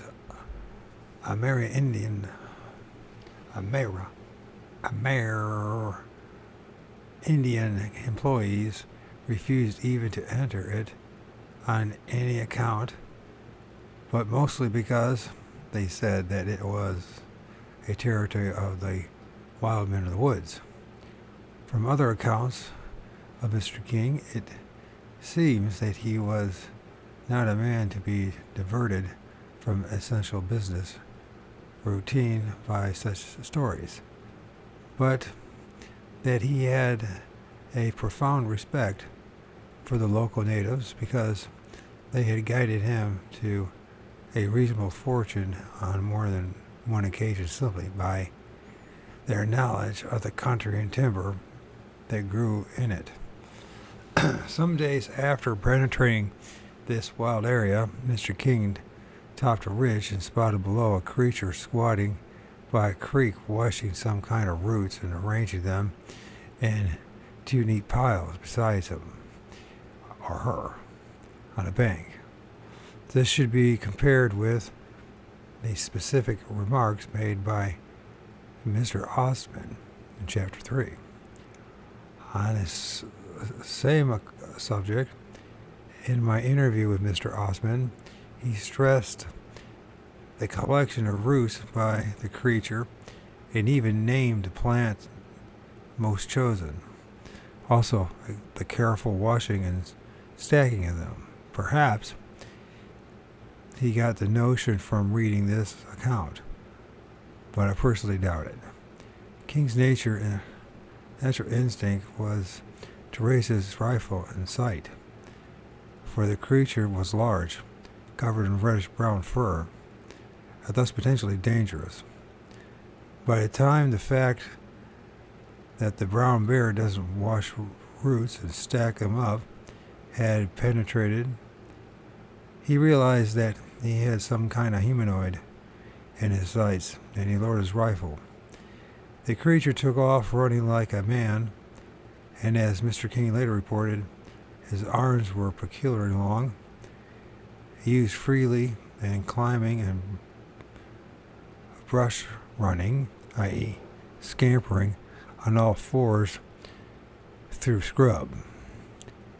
King descended the slope and inspected the spoor left by the departed one and noted that it was a distinctly human foot, but with phenomenally long and spread toes. They known us forever. They got it in a painting in the frickin'. They got it in a painting. Just a reminder, they got it in a painting right there. And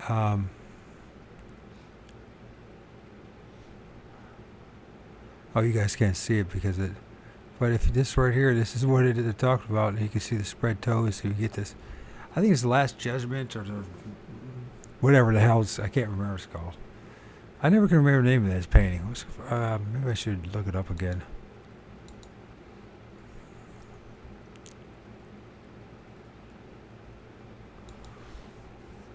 Paintings in the Vatican. Judgment Day? Is that what it is?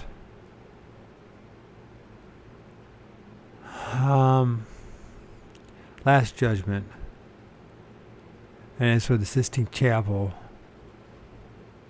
Images.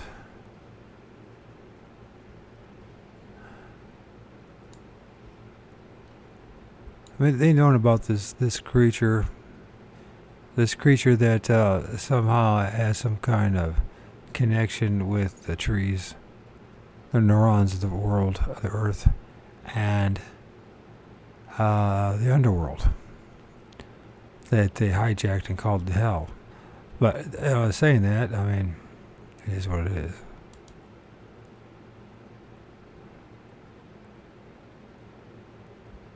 Let's see if it needs, my computer's really slow. I think I need to do something about it, clean it up or something.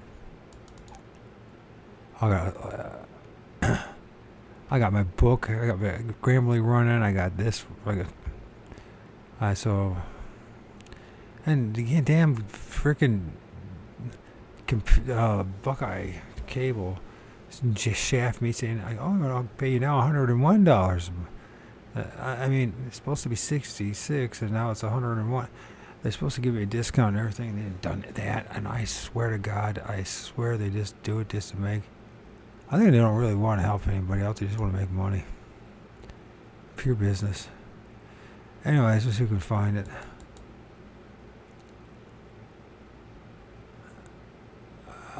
Please open up. The Last Judgment. In this area right there, I'm not getting a good image.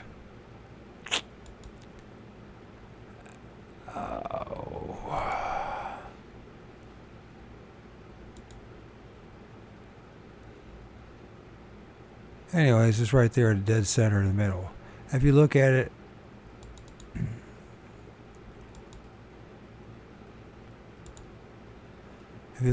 it, you'll see clearly what I'm talking about with the spread toes.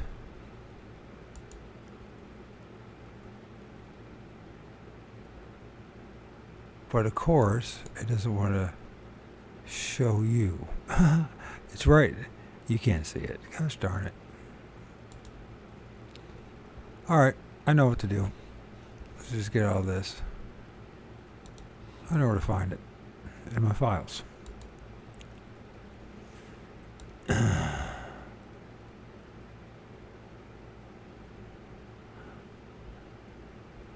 In my file somewhere.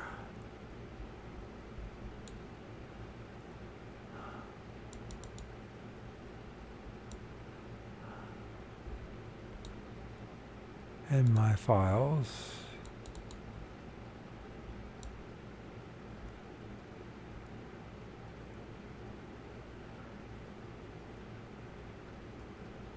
Don't tell me I won't be able to find it in my files now.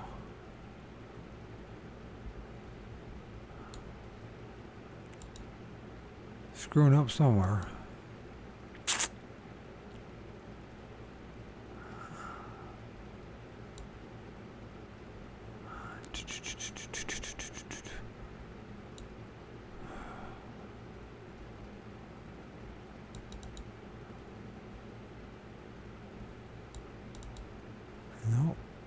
Those are ethereal beings I'm looking at.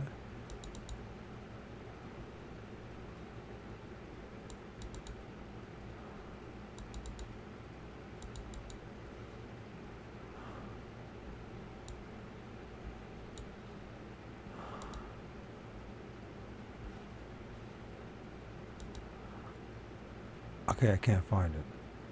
I found it in an earlier video. No, I can't find it. Of course not.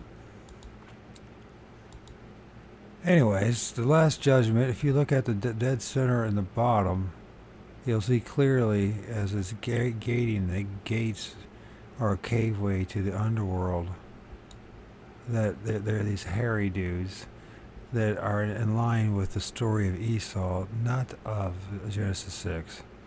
Genesis 6 has nothing to do with Sasquatch. That was unfortunate that what Scott Carpenter did, but maybe he meant well. When he brought that up. And I found a lot of stuff over the years. A lot of stuff. Which just goes to prove to me, at least, that anybody can do this if they just so choose. Most people don't want to do it, I guess. And that's to aim your camera up in the trees. Start focusing on the trees.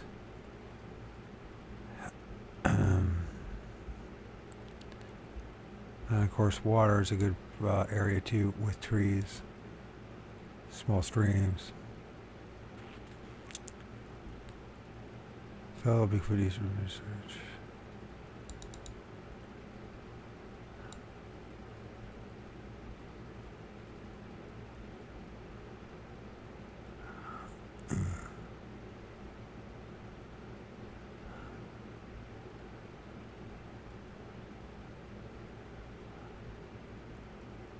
Sorry for the dead silence. Scrolling through this file here to find where the painting is at. Might have been just better off. Oh, there we go.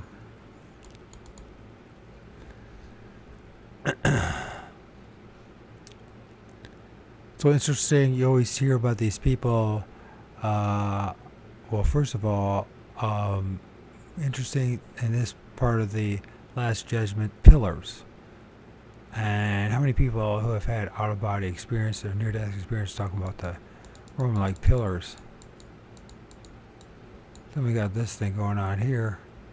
Well, the more you pay attention to that, it's almost like, are those monkish or are those hairy human being type things?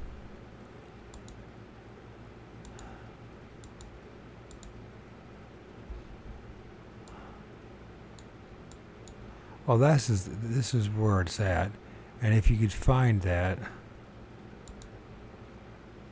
it gotta be a better image. There's a better image. So you can see the spread toes. You can see the hairy guys, the spread toes, and then they got different entities in their paintings. Now they've humanized them, or how do I say this?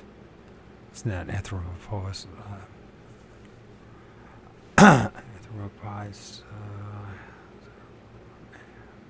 Anyways, I can't say the word. Thanks to the MS. So yeah, but these hairy dudes, very much they're spread toes, and then of course they got the naked guy or people going down into Hades type of thing. Which I think, you know, we all come from a different type of you see the big mouth that it has and the funny ears, and it's, of course, it's exaggerated. Everything in the painting is exaggerated, but they knew about this. And if they painted this when Michelangelo painted, that means they've known about it for a long time. So anyways, but these are all a host of characters in here, different entities. And then we have the souls, of course. How do you actually, you know, if you did an actual painting of the entities, it would look like a horror show is what it would look like. It would look like something people would automatically say demonic, based on our own indoctrination. And so it's easier just to anthropomorphize them, or I can't say the word, or turn them into human beings. And we don't know. I mean, if there was a whole bunch of orbs here, and then we had different strange-looking beings, I think people would be just so freaked out. So they just watered it down.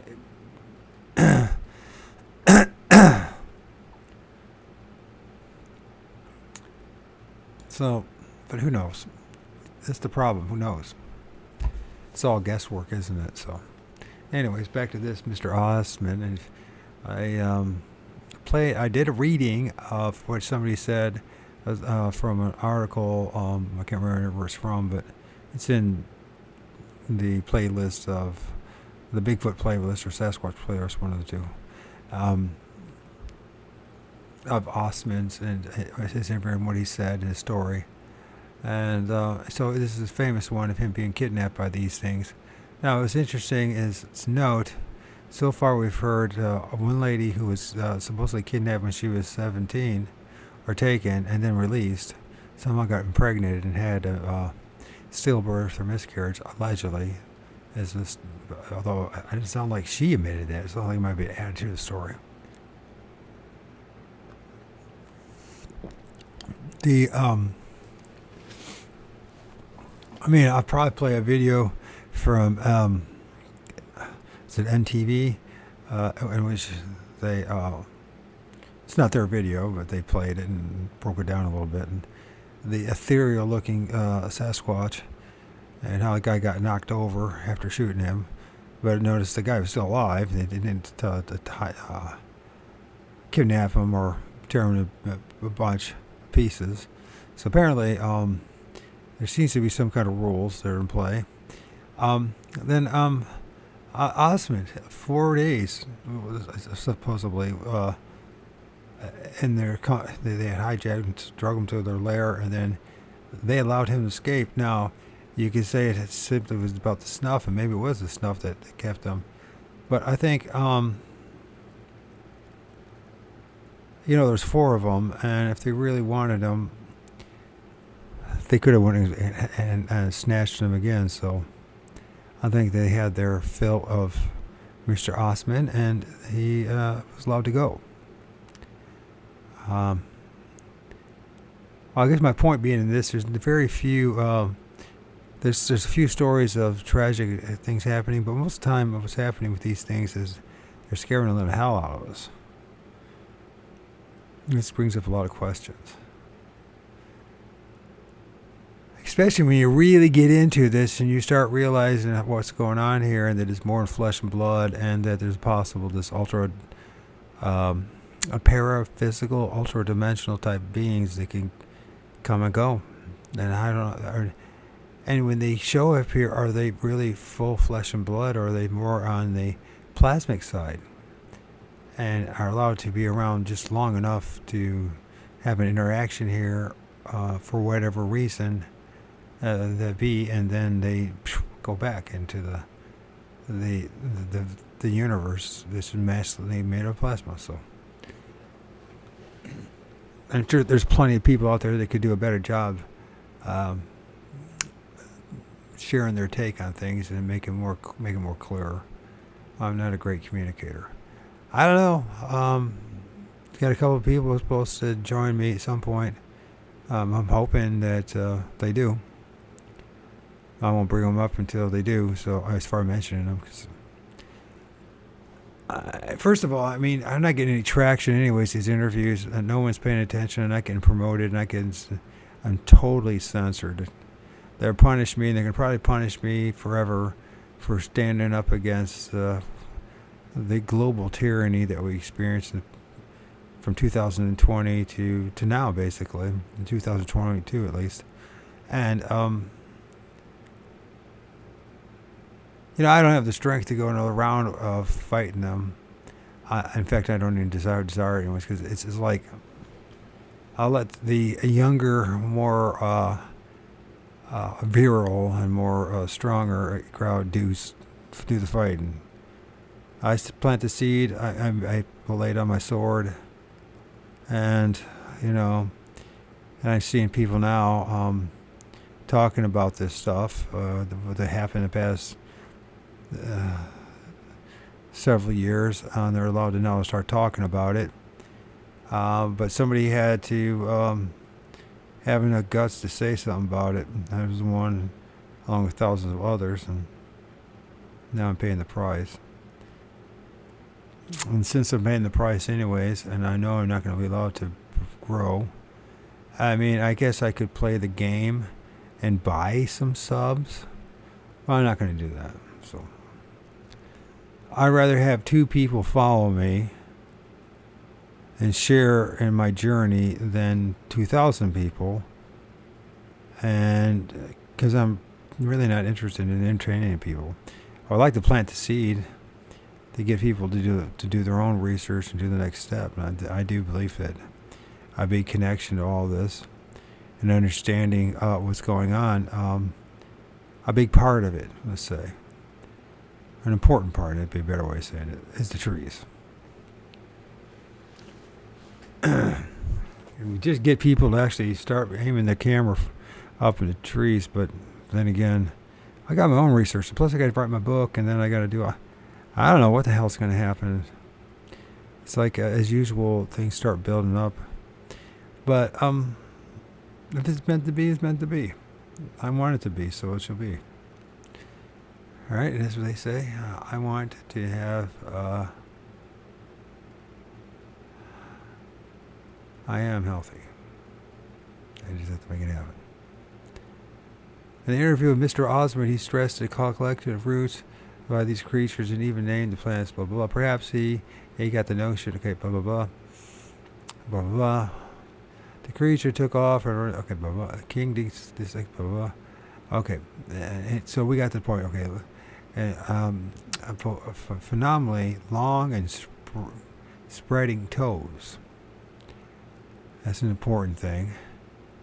And then we have to ask ourselves if they have spreading toes, and if the real ones have spreading toes, and then how do they make it so that they look like they're not spreading toes? And then are we dealing with the same thing? And then we got to ask ourselves the question about there's the hoaxers, and that's, which is pretty hard to do at times. Not so hard to do. It all depends on the audience. Maybe the more gullible might buy you faking footprints. But most of these footprints are a couple at best. Or they're going to trail and just end in the middle of nowhere. Like it just been like zooped up or went through a portal or just vanished. Alright? And some look more like ours. And then some look, like we're saying here, spread toes. And so then there's a question is, are we dealing with multiple different entities or beings? Or are we dealing with some kind of, I don't know. I mean, there's something deeper going on here. It seems it's beyond the evolutionary tree, and it's beyond our own understanding at this point. And I think that what has happened is religion has hijacked this because people need certainty, and plus also empires need to present themselves as all-knowing, godlike, and have all the answers. And they can't afford to be telling people, well, a cataclysmic event is going to happen in 20 years, or there's beings and entities out there that we have no control over. You know what I mean? There's a lot of things that could happen. I mean, just to think of the posses that would have been if the number of groups of just guys. What do you want to do this weekend? Well, let's go get some more of these things. You know what I mean? Which I'm sure they did at one time, anyways. That's the reason why they're not around. But I just think, and knowing human nature, right? I mean, there's a reason why there's not a wolf. You haven't seen a wolf in your backyard. The odds are, if you listen to this. And, there are still some here or there, but for the most part, they're gone. Most part, I mean, there's just certain places where you're going to run across a brown bear. And a grizzly bear or a puma or a lion, we don't particularly like to see us or our children being mauled by these things. And so what we do is we get rid of them. Now, if there is a Bigfoot out there, there's a being that can literally kidnap us or hijack us, and it's a good chance that they've been thoroughly or systematically been wiped out. And would it be any good for them? If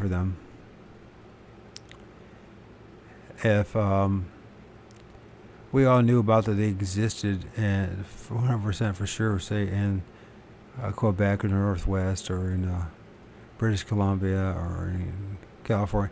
Even though most people do know about it, there's still that high degree of doubt because there's not a lot of these bodies that showed up, or as they say, there's none one in a zoo that we know of. And if there was one in a zoo, I got a good feeling that, knowing how human beings are, right, being adventurers and conquerors and exploiters and usurpers and all the other things that are about us that make us who we are, I'm pretty sure there would be companies of men that would say, hey, what are we going to do this weekend?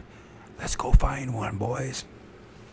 So I could just see call clubs, how they have that golfing clubs, or they have rock clubs, or they have all these.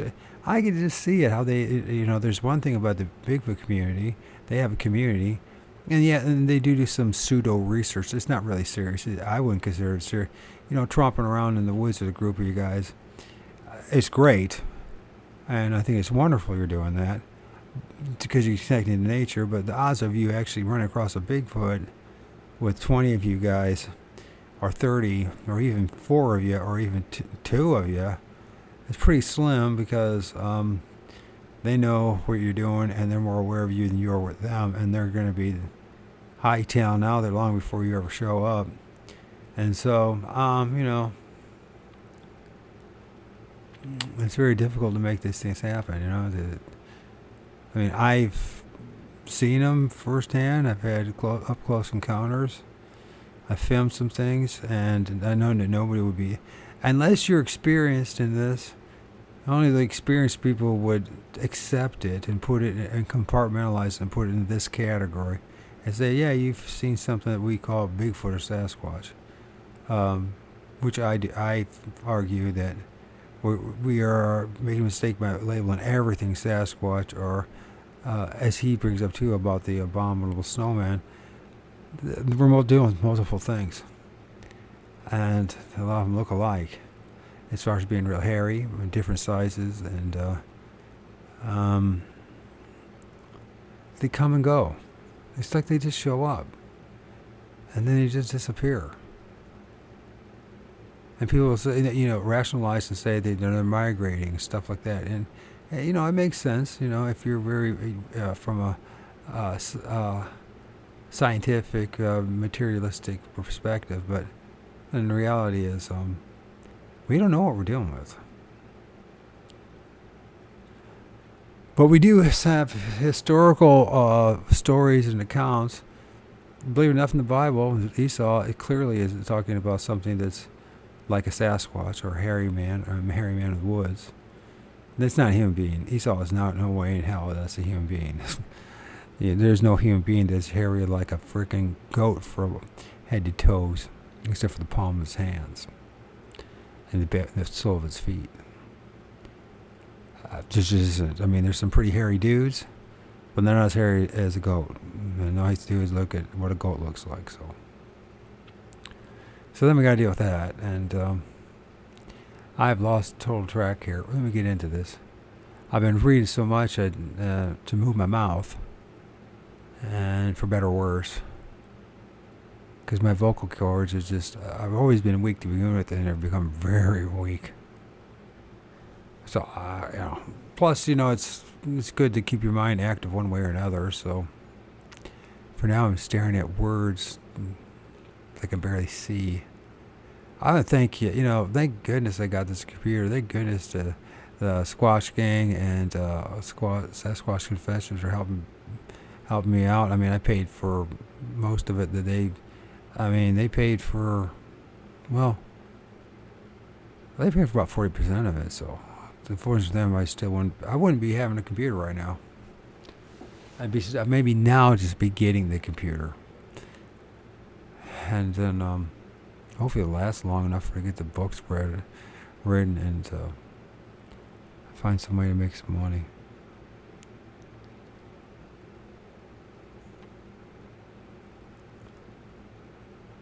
Mr. King reported that he had long toes and his arms were, what did he say about his arms? Were peculiarly long.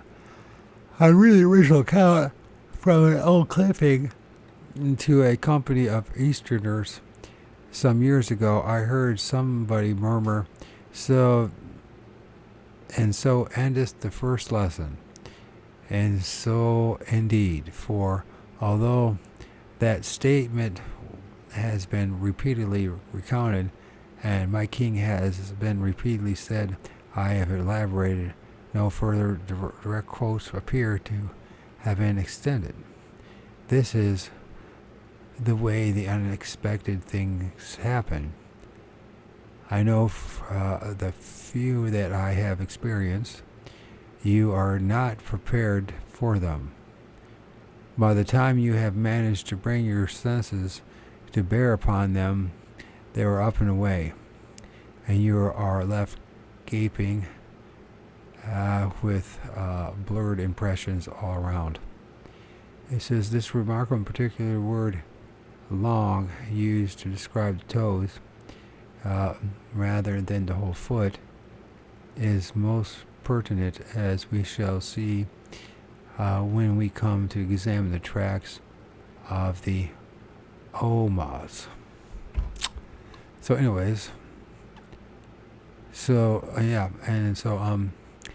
when it does happen, you're not prepared for it, and you're left gaping or gasping or in shock, and with a blurred impression all around. A single vivid centerpiece. What more can you add unless you want to be a tattler or liar? King James apparently, Mike King apparently had both the decency and the common sense to say what he had to say and then shut up. The next lot have a similar encounter. In 1904, were out hunting near Great Central Lake on Vancouver Island. Their names were J. Kincaid. It's not Kincaid, is it? Maybe it's Kincaid. And T. Hutchins, A. Crump, and W. Buss. 4 citizens of Quillicum. They were apparently beating the bush and put up what they after described as a boy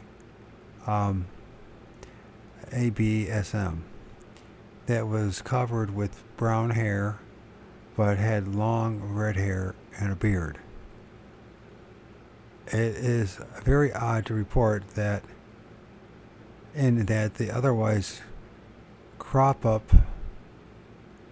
up only once or twice in all the accounts of ABSMs, and is categorically contrary to all the other reports by everyone who has alleged that he or she has seen these creatures at close range. So let's try this again. They were apparently beating the bush, put up what they afterward described.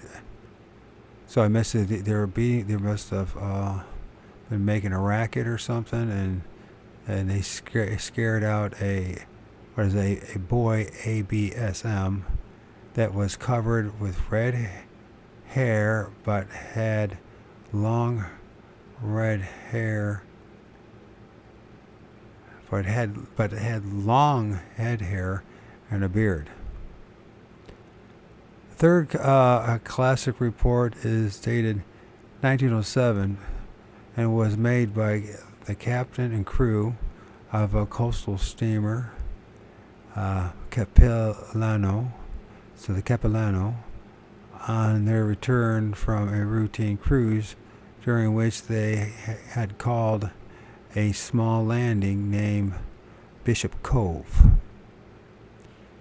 There, they said, the entire Amerindian population had come charging aboard, begging for asylum and outright immigration, due to a huge monkey-like man-shaped creature that had been clamming along their beach for a number of nights in succession, and which gave vent to most disturbing high-pitched howls.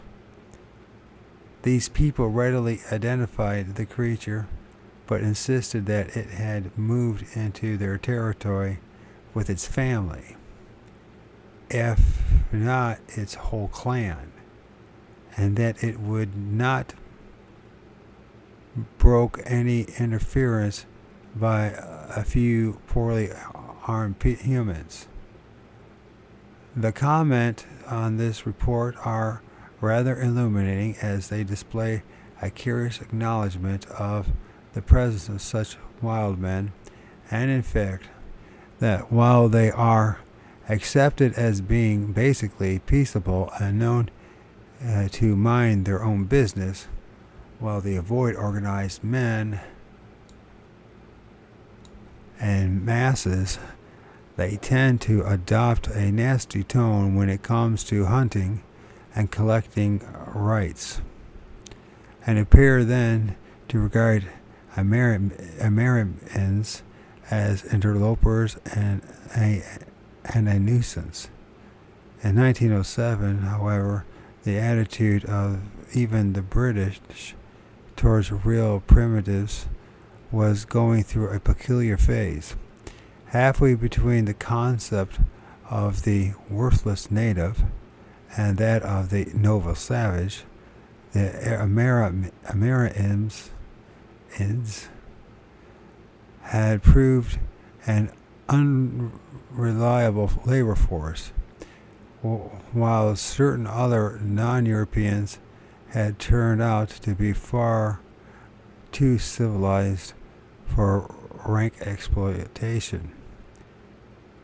The idea of really primitive creatures had not yet been abandoned, and everyone was still undecided just how to behave towards them.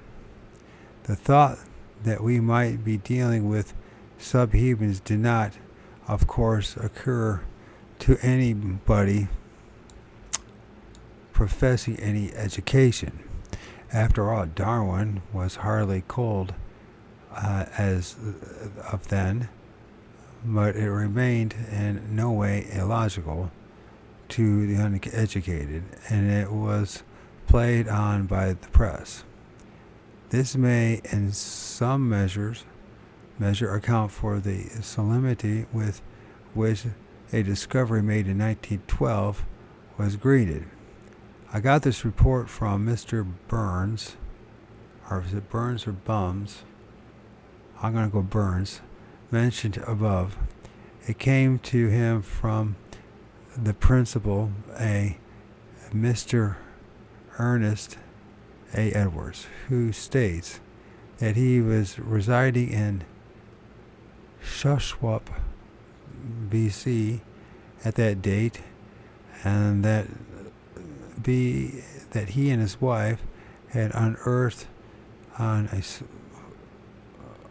small island of Neskane, a little way off the coast, a human skeleton that they found protruding from the bank of the river. The location was noted for its abundance in arrowheads, armor Amerindians origin. This skeleton is stated to have measured from skull to ankle joint 7 feet and 6 inches. So with feet and scalp, the person must have been 8 feet tall. Oh, it had to be more than that, maybe. Mr. Burns received this information in a letter from Mr. Edwards in 1941, and this included the further comments that I, together with my wife, examined the jaw. The teeth were huge size, but in perfect condition, no cavities noticeable. The jawbone was so large that it would span my face easily at the cheekbone. Together with the help of the Indians, I created it and shipped it to Wrexham Museum in North Wales, England, where I believe it still is. In his acknowledgement, the curator of the museum was greatly astonished, remarking, among other observations, that it was hard to believe such a bone and teeth existed in human beings. The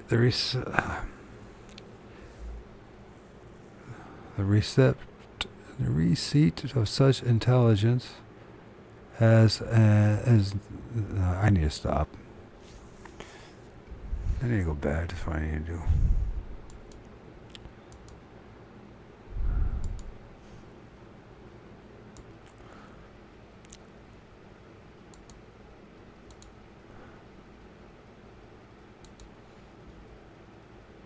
You're going to try, go all the way.